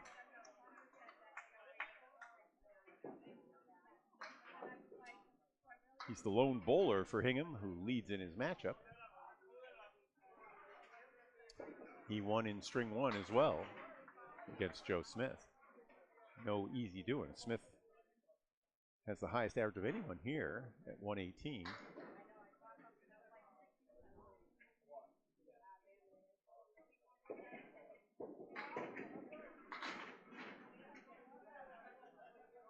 Smith takes a light fill of 4 and is still working on that. 5 pins left for his 10.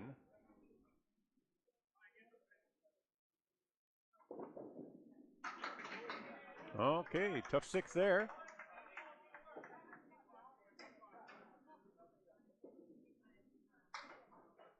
and a 7. So not much blood. Just a scratch. Jones gets himself up to 98, matches Lasko.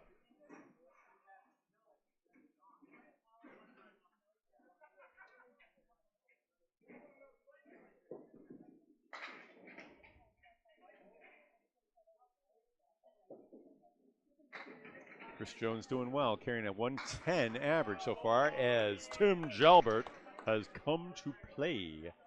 Strike on spare for the second time here in the second string. 105 and counting through the 7th. So he'll take the lead among all 10 bowlers if he can fill with 3 or more. How about that from John Winchell? He filled with 7. And his 4th split, by the way. Winchell has been fighting some split demons.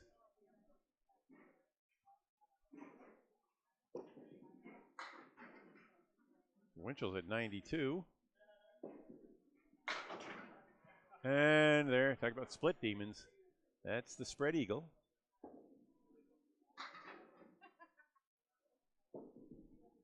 Winchell just pops 4.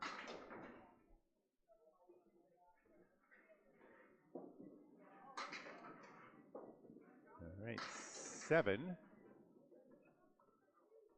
And a 112 for Jalbert.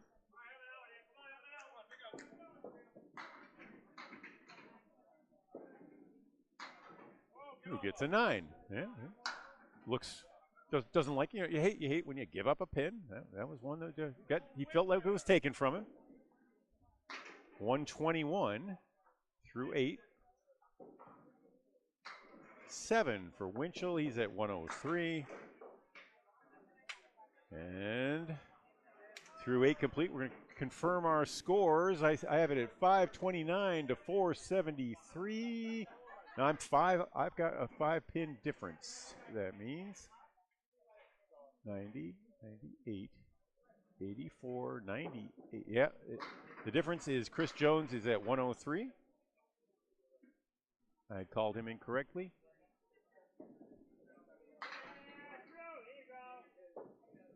At 98. That means that we have a 51-pin lead for Academy 2, 81 in the total.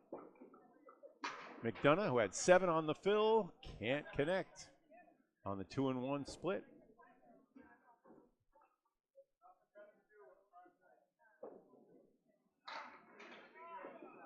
Ayotte does connect on the 2-pinner. He's up to 120 already.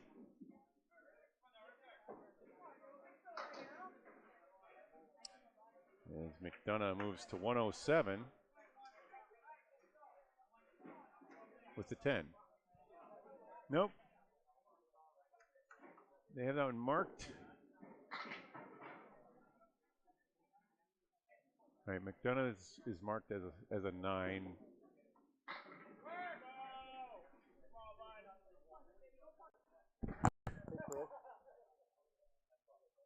I thought it was a $10 up there. I think it is.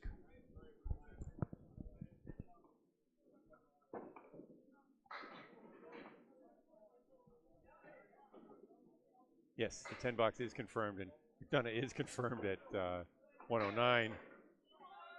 Well, I lose track of all the other action.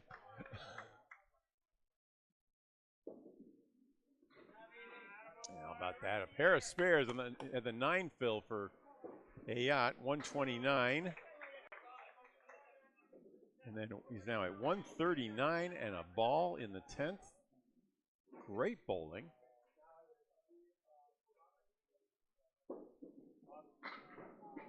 McDonough, who's up to 119 on the spare, fills with 7 there. He's at 126. And 7. That'll be a 146, the high game so far. See what Tim Jalbert has to say about that a little later. 146, 126 in that pair. Nice work out of the leadoff spot for Jimbo.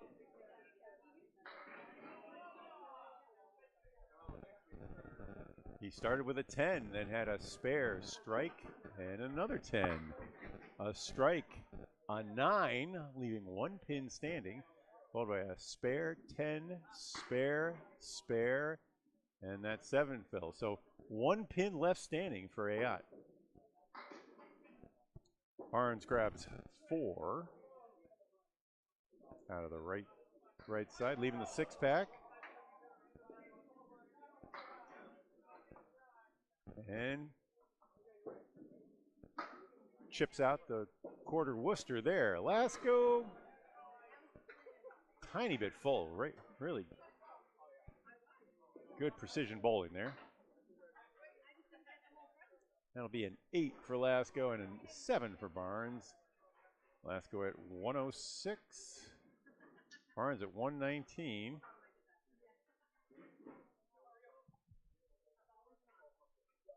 He had a 117 in the first.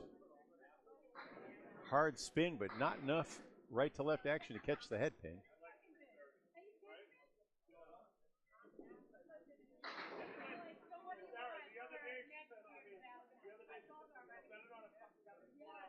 Four horsemen left with wood to help. Oh, what a great pitch.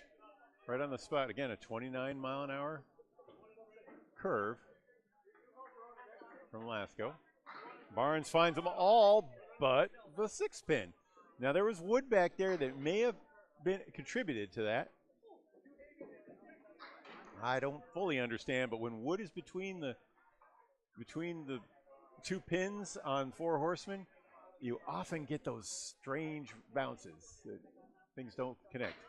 Anyway, an 8 for Lasko, 114.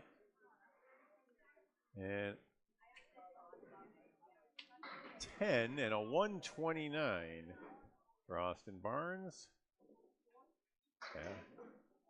They finished their second string. Barnes at after 117, 129.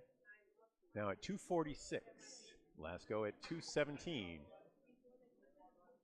After a 103 and the 114 you just saw a moment ago. And now Zappi.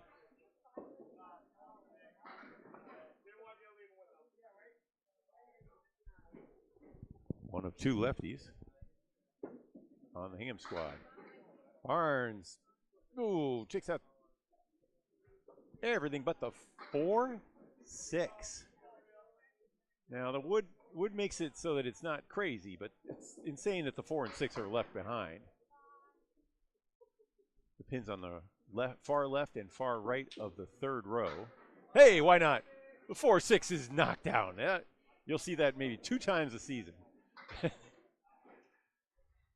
Godwin's personal rate just went up, whatever it was. Anyway, so 8 on the fill, 115, now 125 and a ball in the 9th. And Zappi, who'd filled with 7, got himself up to 91. And now at 99 through 9.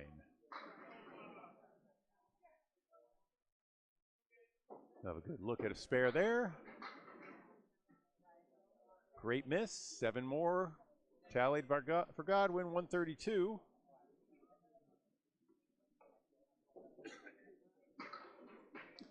I think that wood is good. Zappi tries to use all of it and goes too far.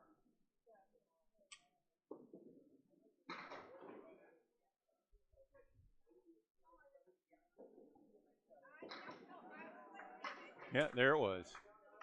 I don't know if he was playing on the tip, but he went way out right. Pair of 10s for the number 3 bowlers. 142 for Dave Godwin and a 109 for John Zappi. This one's almost in the books. A 66 pin lead with 4 to play. String 2.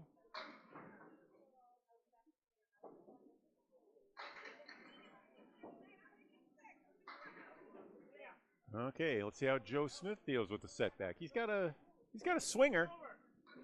Okay, I don't think he wanted it to turn out in front. Ouch. I liked what Jones threw, but it didn't work. How about that? Wow, I don't know what Joe was playing, but he made it. He played the 2 on the left, that's for sure. Smith 93 through 9. And Jones 113 after 9.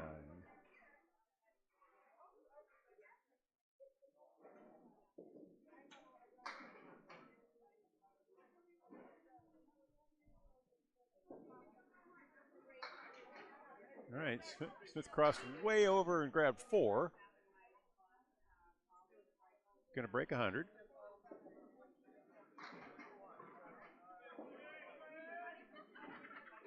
Spare still trying to fall for Jones, but won't.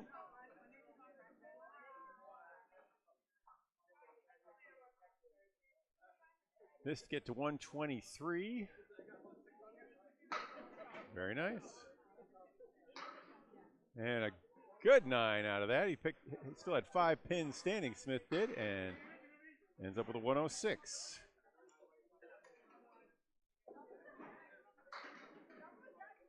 Chris Jones does his part with a 123. Chris McDonough with a 126 up top, but Academy 2 is rolling. They're well up into the mid 600s, 644 and counting. Well, final bowlers here. Tim Jalbert, John Winchell. Jalbert delivers on the 1-2 pocket. The 5 and 6 fall late, leaving a single 3 pin. Winchell looked like he connected. So does Tim. Looks like, and it did connect. He's at 131.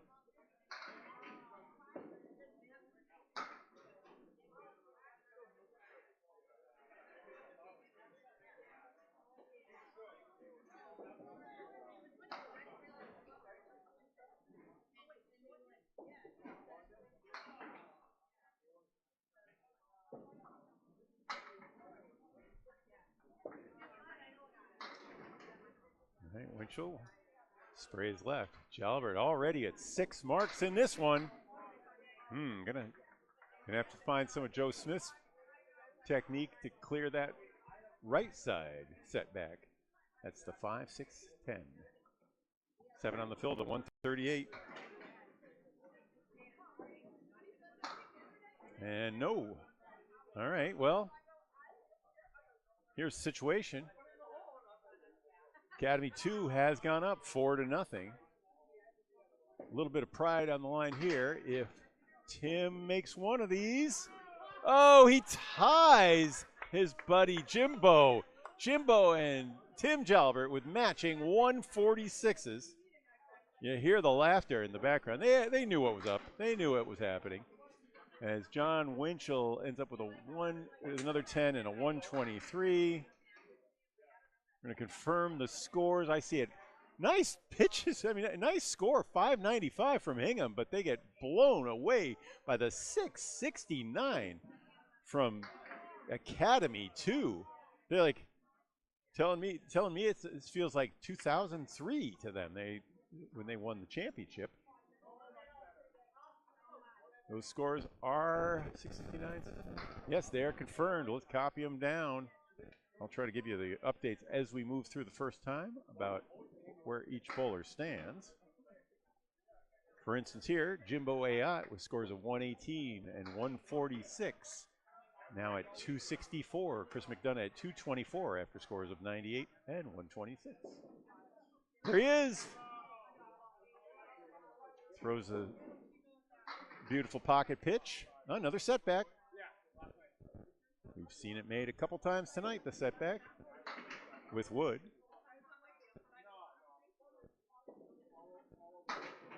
No, was looking for the double wood to splash right. Didn't do it. No luck on the setback from McDonough.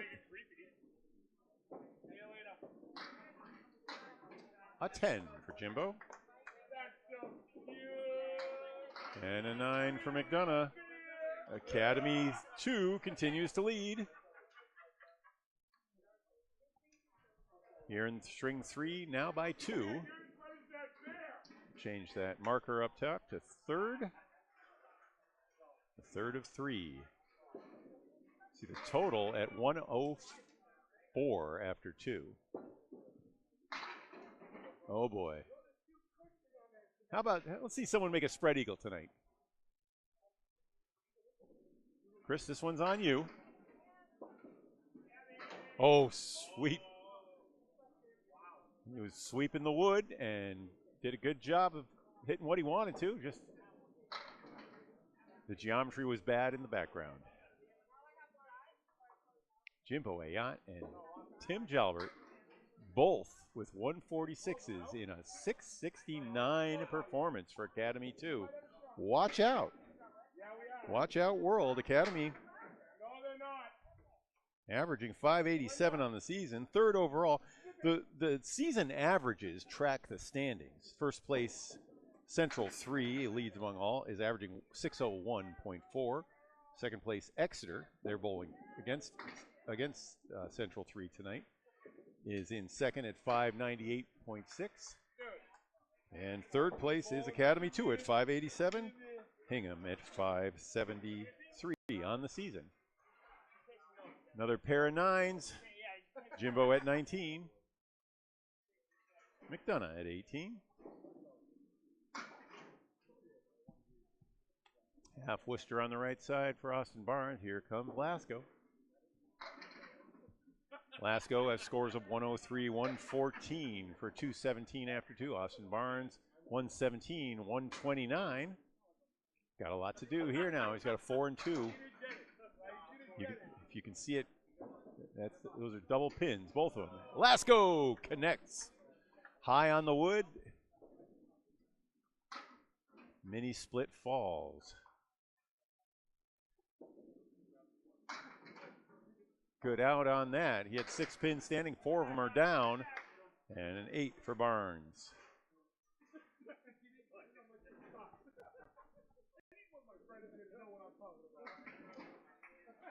I think 6 has been the lowest box we've seen so far tonight. Pretty good pinning otherwise. Oh, full and a split. 2 and 1. I see the 3-6 and 4 pin. Might be the 8 pin on the right side. Lasko grabs the head pin late for a 6 fill.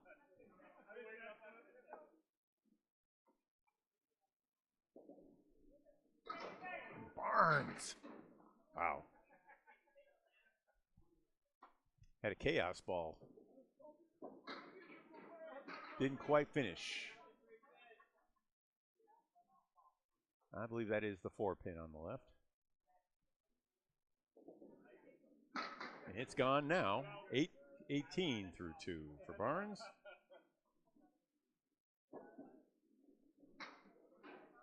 And 26 for Dan Lasko.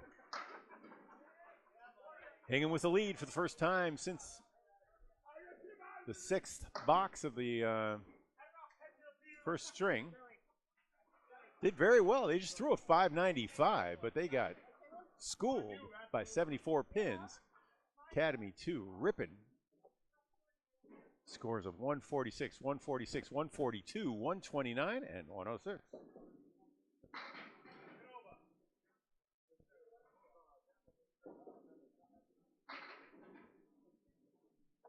That was very close to being a 700 game. Nice 8 drop for Godwin. Wood should be out of play. He's going to just focus in on the 4-7. He hit the 4 clean and straight. How about a split? How about a spread eagle conversion? Nope. Zappi, who almost dropped 9 and a tap on a spread eagle earlier tonight. Takes 9 there. So Godwin with 10. Zappi with 9. We'll say it, well, it's still about a 6-pin lead for Hingham. Just one mark here in the early going. That Dan Lasko's spare in the first. These are the third bowlers. This is the second box. This is the third string. I'm Bob Lee with Candlepin Bowling Network. It's Valentine's Day. Tell the one you love that they should be bowling with you.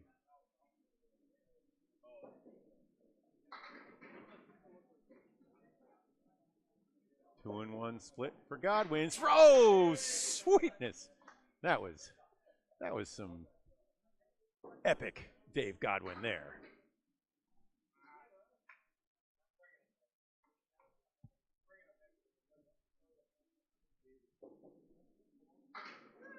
Still 2 pins standing there. That's the 3 and the 9.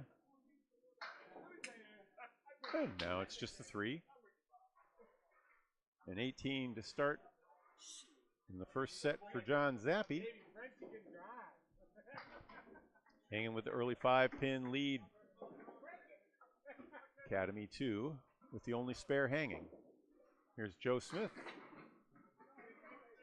See him. Takes everything. That's the head pin. It's the one he missed. Everything else is gone.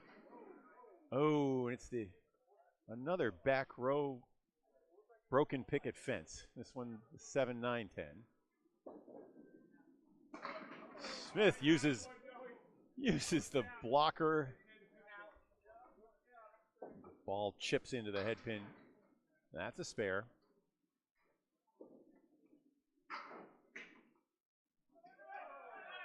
And a spare to match for Jones. Late fall on that one.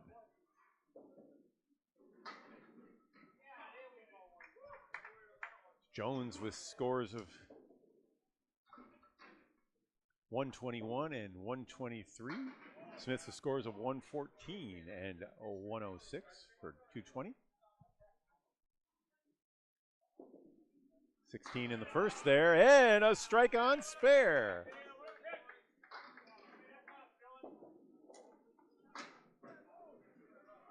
Chris Jones, even with an average of 110, he's been the top bowler for Hingham tonight.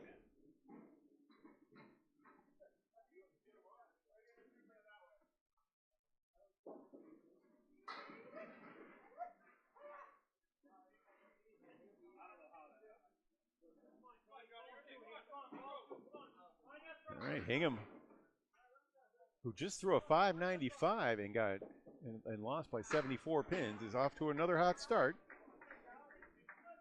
This is the 3 versus 4 matchup. It is position night. We're at Academy. Lanes 3 and 4. The other 2 teams from Academy, 1 and 3, are matching up to our left. John Winchell drops 9 down to the 10 pin. Jalbert has 4 pieces of wood, and he plays them all. Well, 3 of the 4 anyway, and he's got a spare. The double wood helped in that case. Winchell did not want to play that wood. That was just a misfire there.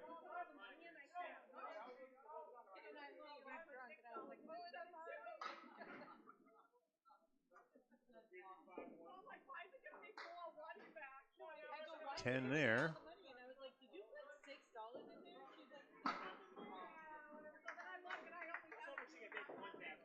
All right, Chris Jones, the strike for Hingham. Dave Godwin with a spare, and Tim Jalbert, who just threw a spare in the first. Trailing by 10. And a strike on spare. Hey, Chris, I got that too, Chris Jones. A 30 trip. And a 7-10 for John Winchell. All right, wood is well right of the 7 pin, but I don't know. Let's see what he does. Yeah.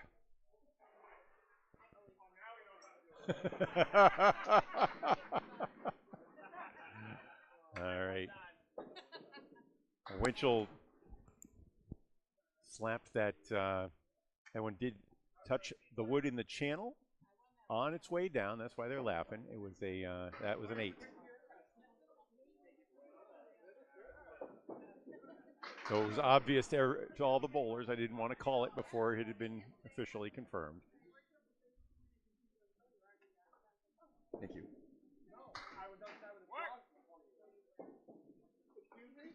All right, McDonough and Ayotte both open in the second. Now battling. Hingham trying to win. Trying to take 2 points here, and McDonough loves that one. That was a great connect. Wow, it's going to go at just enough speed where you thought it might knock it just enough so it could fall back the other direction and maybe take it out, but Ayotte, no luck. And a 9.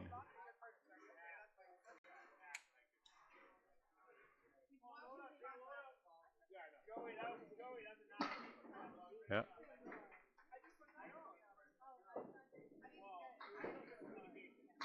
Nice piece there. The lefty's ball through the head pin, took out the 5 pin on the way back. That's what the difference is between some balls that just look better than others, is that the ball somehow carries through without splitting. And how about that?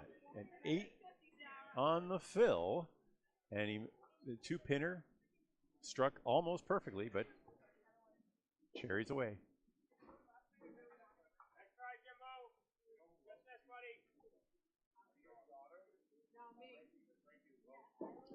McDonough will take a 9. Even if that had bounced off the wall, the ball was dead after it had left the field without touching anything. It's 45.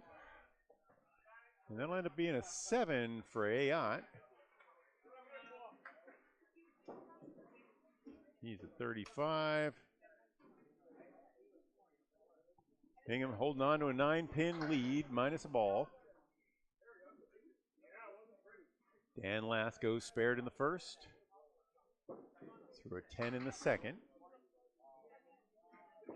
Swings into it full. Not much margin for error there. That's a Greek church with wood in front of both the pair and the triangle. Barnes connects. Gets wood action off the right wall that takes out the 6 and 10, making this a far more feasible 2-pinner than the parallel pins. Let's go through it where he wanted it, but wood wouldn't stretch. Barnes, 28 and a ball through 3.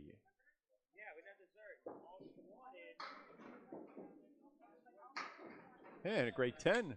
And Lasko still perfect, 36.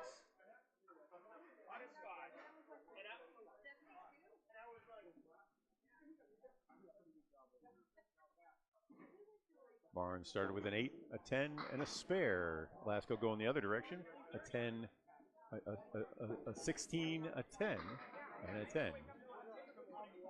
There's nice drop.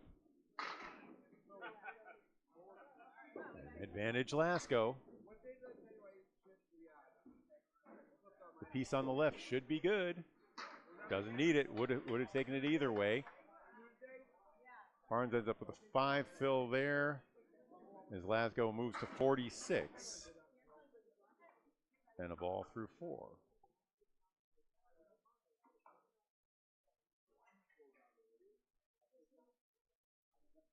Third ball in the fourth.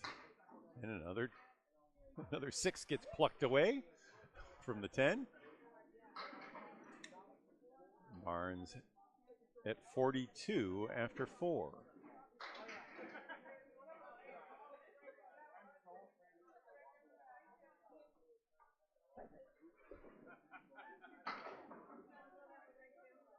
Dave Godwin on a spare on your left. John Zappi was open. Drops that one a little. And it goes left. 3. Phil's good for 7. 27. Lead change there, officially. Now 2 for Academy 2. However, Hingham has 3 balls in the bonus to their 1.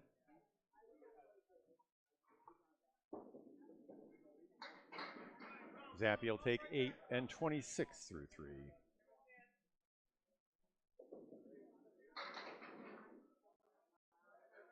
Godwin 1 better at 36 with a 9.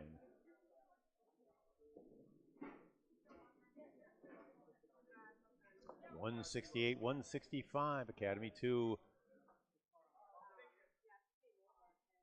with 3-pin lead. Chris Jones will be up next for Hingham on a strike. And another setback. This one leaves the sweeper wood on the right of the 5-pin. Watch. He also has the piece that branches across, so he could just play it right on the ribbon. Spare on the Caleri. John Zappi. Ideal ball. Yep, he plays the wood, and he played it a little right of the ribbon. Godwin did. 46. And a ball through 4.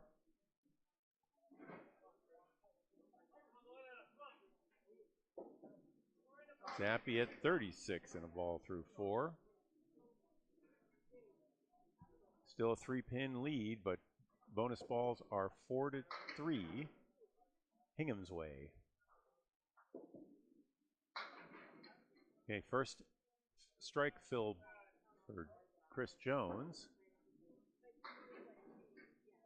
Smith, whose body is, I don't know, I see where his body seems to be lunging a little bit to the right as he throws right to left, and it's not what I'm used to seeing.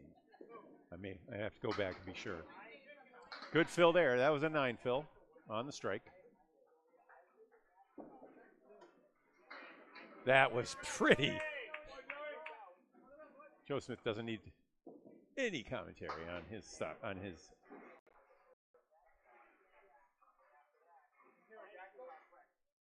approach. So Chris Jones ended up with a 10 after the 9 fill. He's at 49.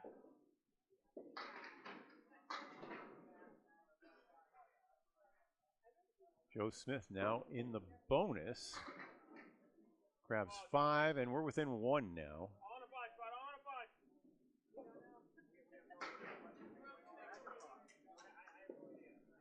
2 marks on each side. Difference Tim Jalbert's strike versus Lasko and Zappi's spare. Number 4 bowlers will be open in the 4th.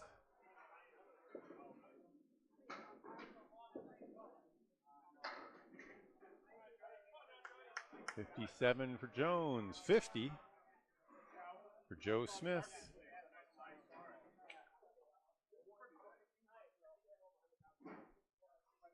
$203, $202, that checks out. That's what the official scorekeeper has. This is a tight one. That second string was a classic. 669 to 595 for Academy 2.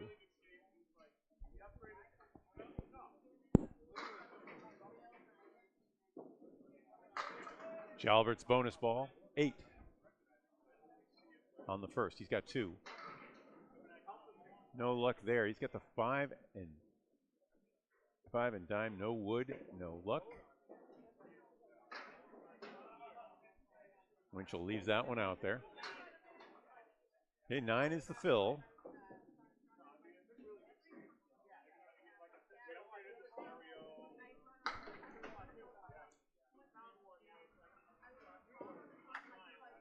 That's a good one, but it's good for 9. A little chip for Tim Jalbert as he takes 10. 49.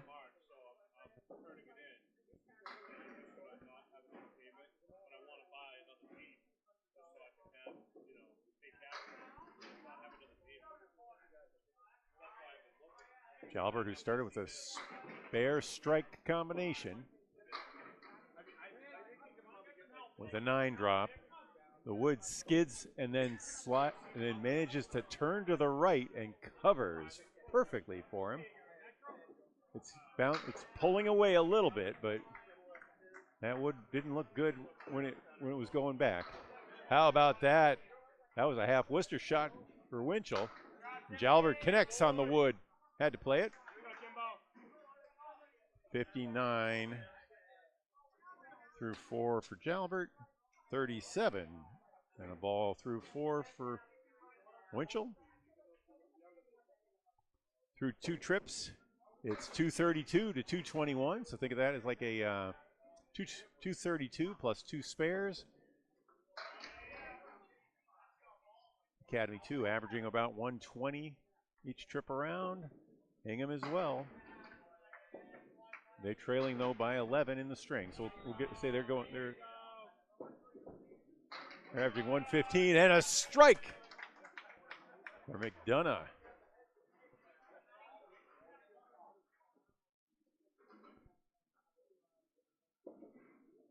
What a spare in the third.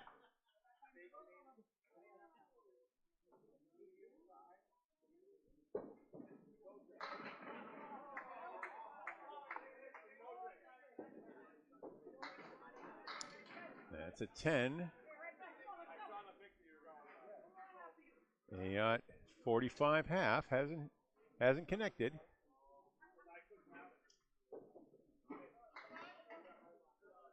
Has a 10.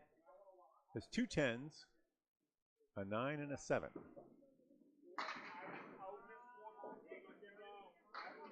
After throwing the 146, here's the double bid. What? The 6-pin moved right over. Looks like a half Worcester remaining on the far right. And there's still a little space there, but odd one. Spare. Ayotte is on the board now, 55 through 6 and a ball. And uh-oh. Not much room there, and he hit it.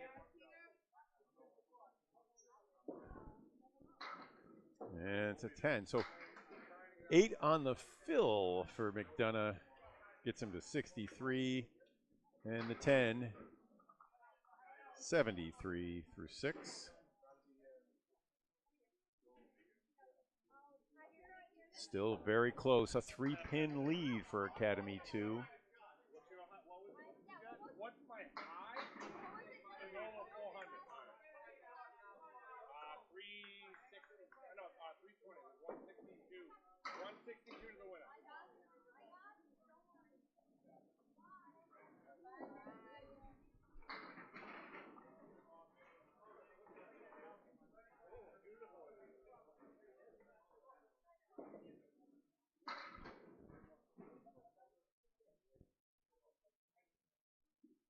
Okay, Lasko,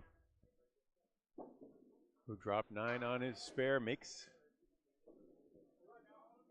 So the lead now should be moving Hingham's way.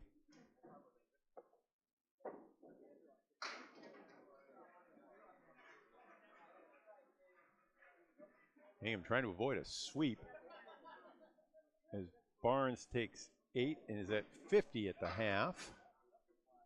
Lasko at 65 and the bonus.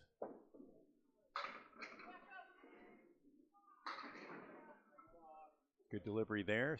6:10 remains. Lasko's pins are still tripping, but 5-7 remain. 8 on the fill.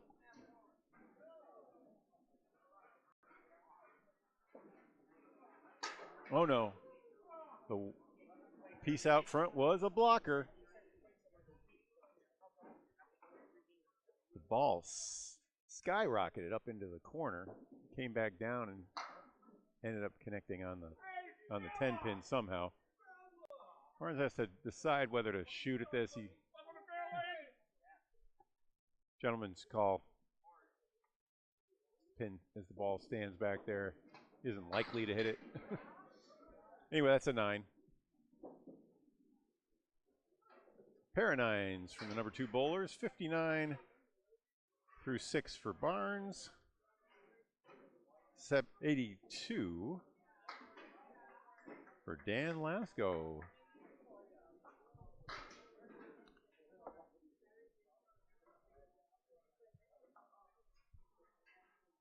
Lead now in double digits for the first time for Hingham.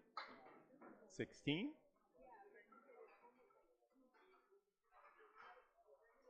Bonus is 3 balls to 2 for Academy 2, though.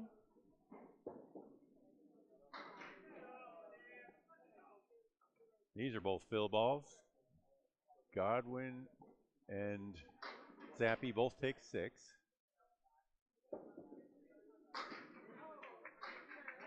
Spare Godwin.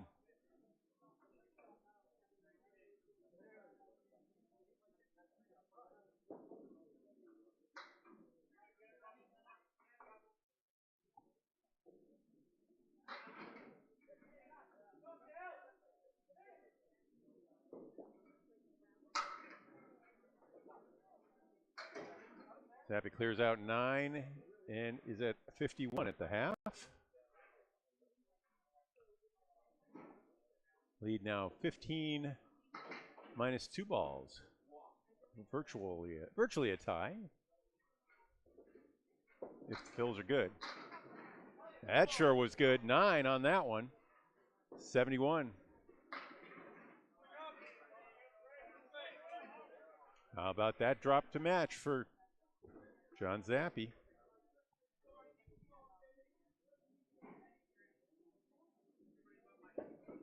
It's just right. Didn't miss by much. Zappi right on it. Big exchange there. 61 through 6.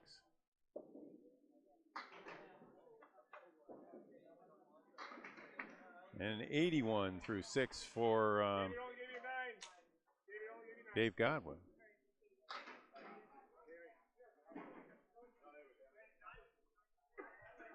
Now the bonus is all level.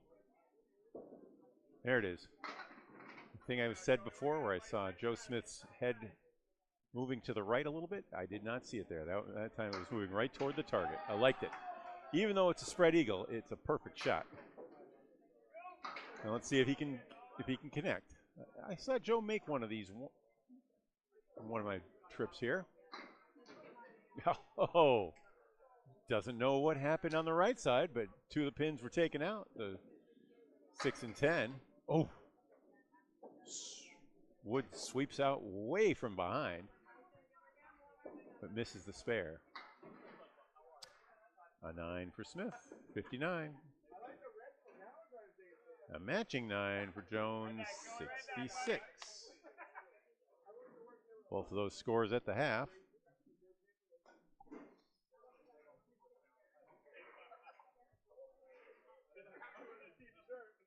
Hingham trying to follow Dan Lasko's lead, win the 3rd game after getting smashed in the first 2.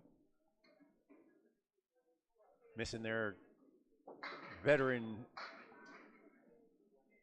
leaders, Bobby Whitcomb and Craig Holbrook. How about that? A spare for Smith as he connects on the check mark.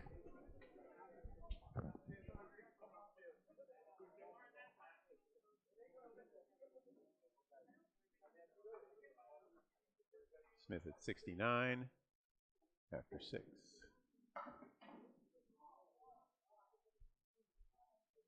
The wood, I wouldn't think about it too much. Unfortunately, the wood does a dance around. It spun at least 4 times around right in front of the pin. There was a second piece of wood that managed to get out without touching anything, and now he's got a blocker again. Gets it the second time off the wall. Jones kind of stymied there. Gets a 10. And that means the lead is 6 for Hingham. Academy with a 98-pin lead overall.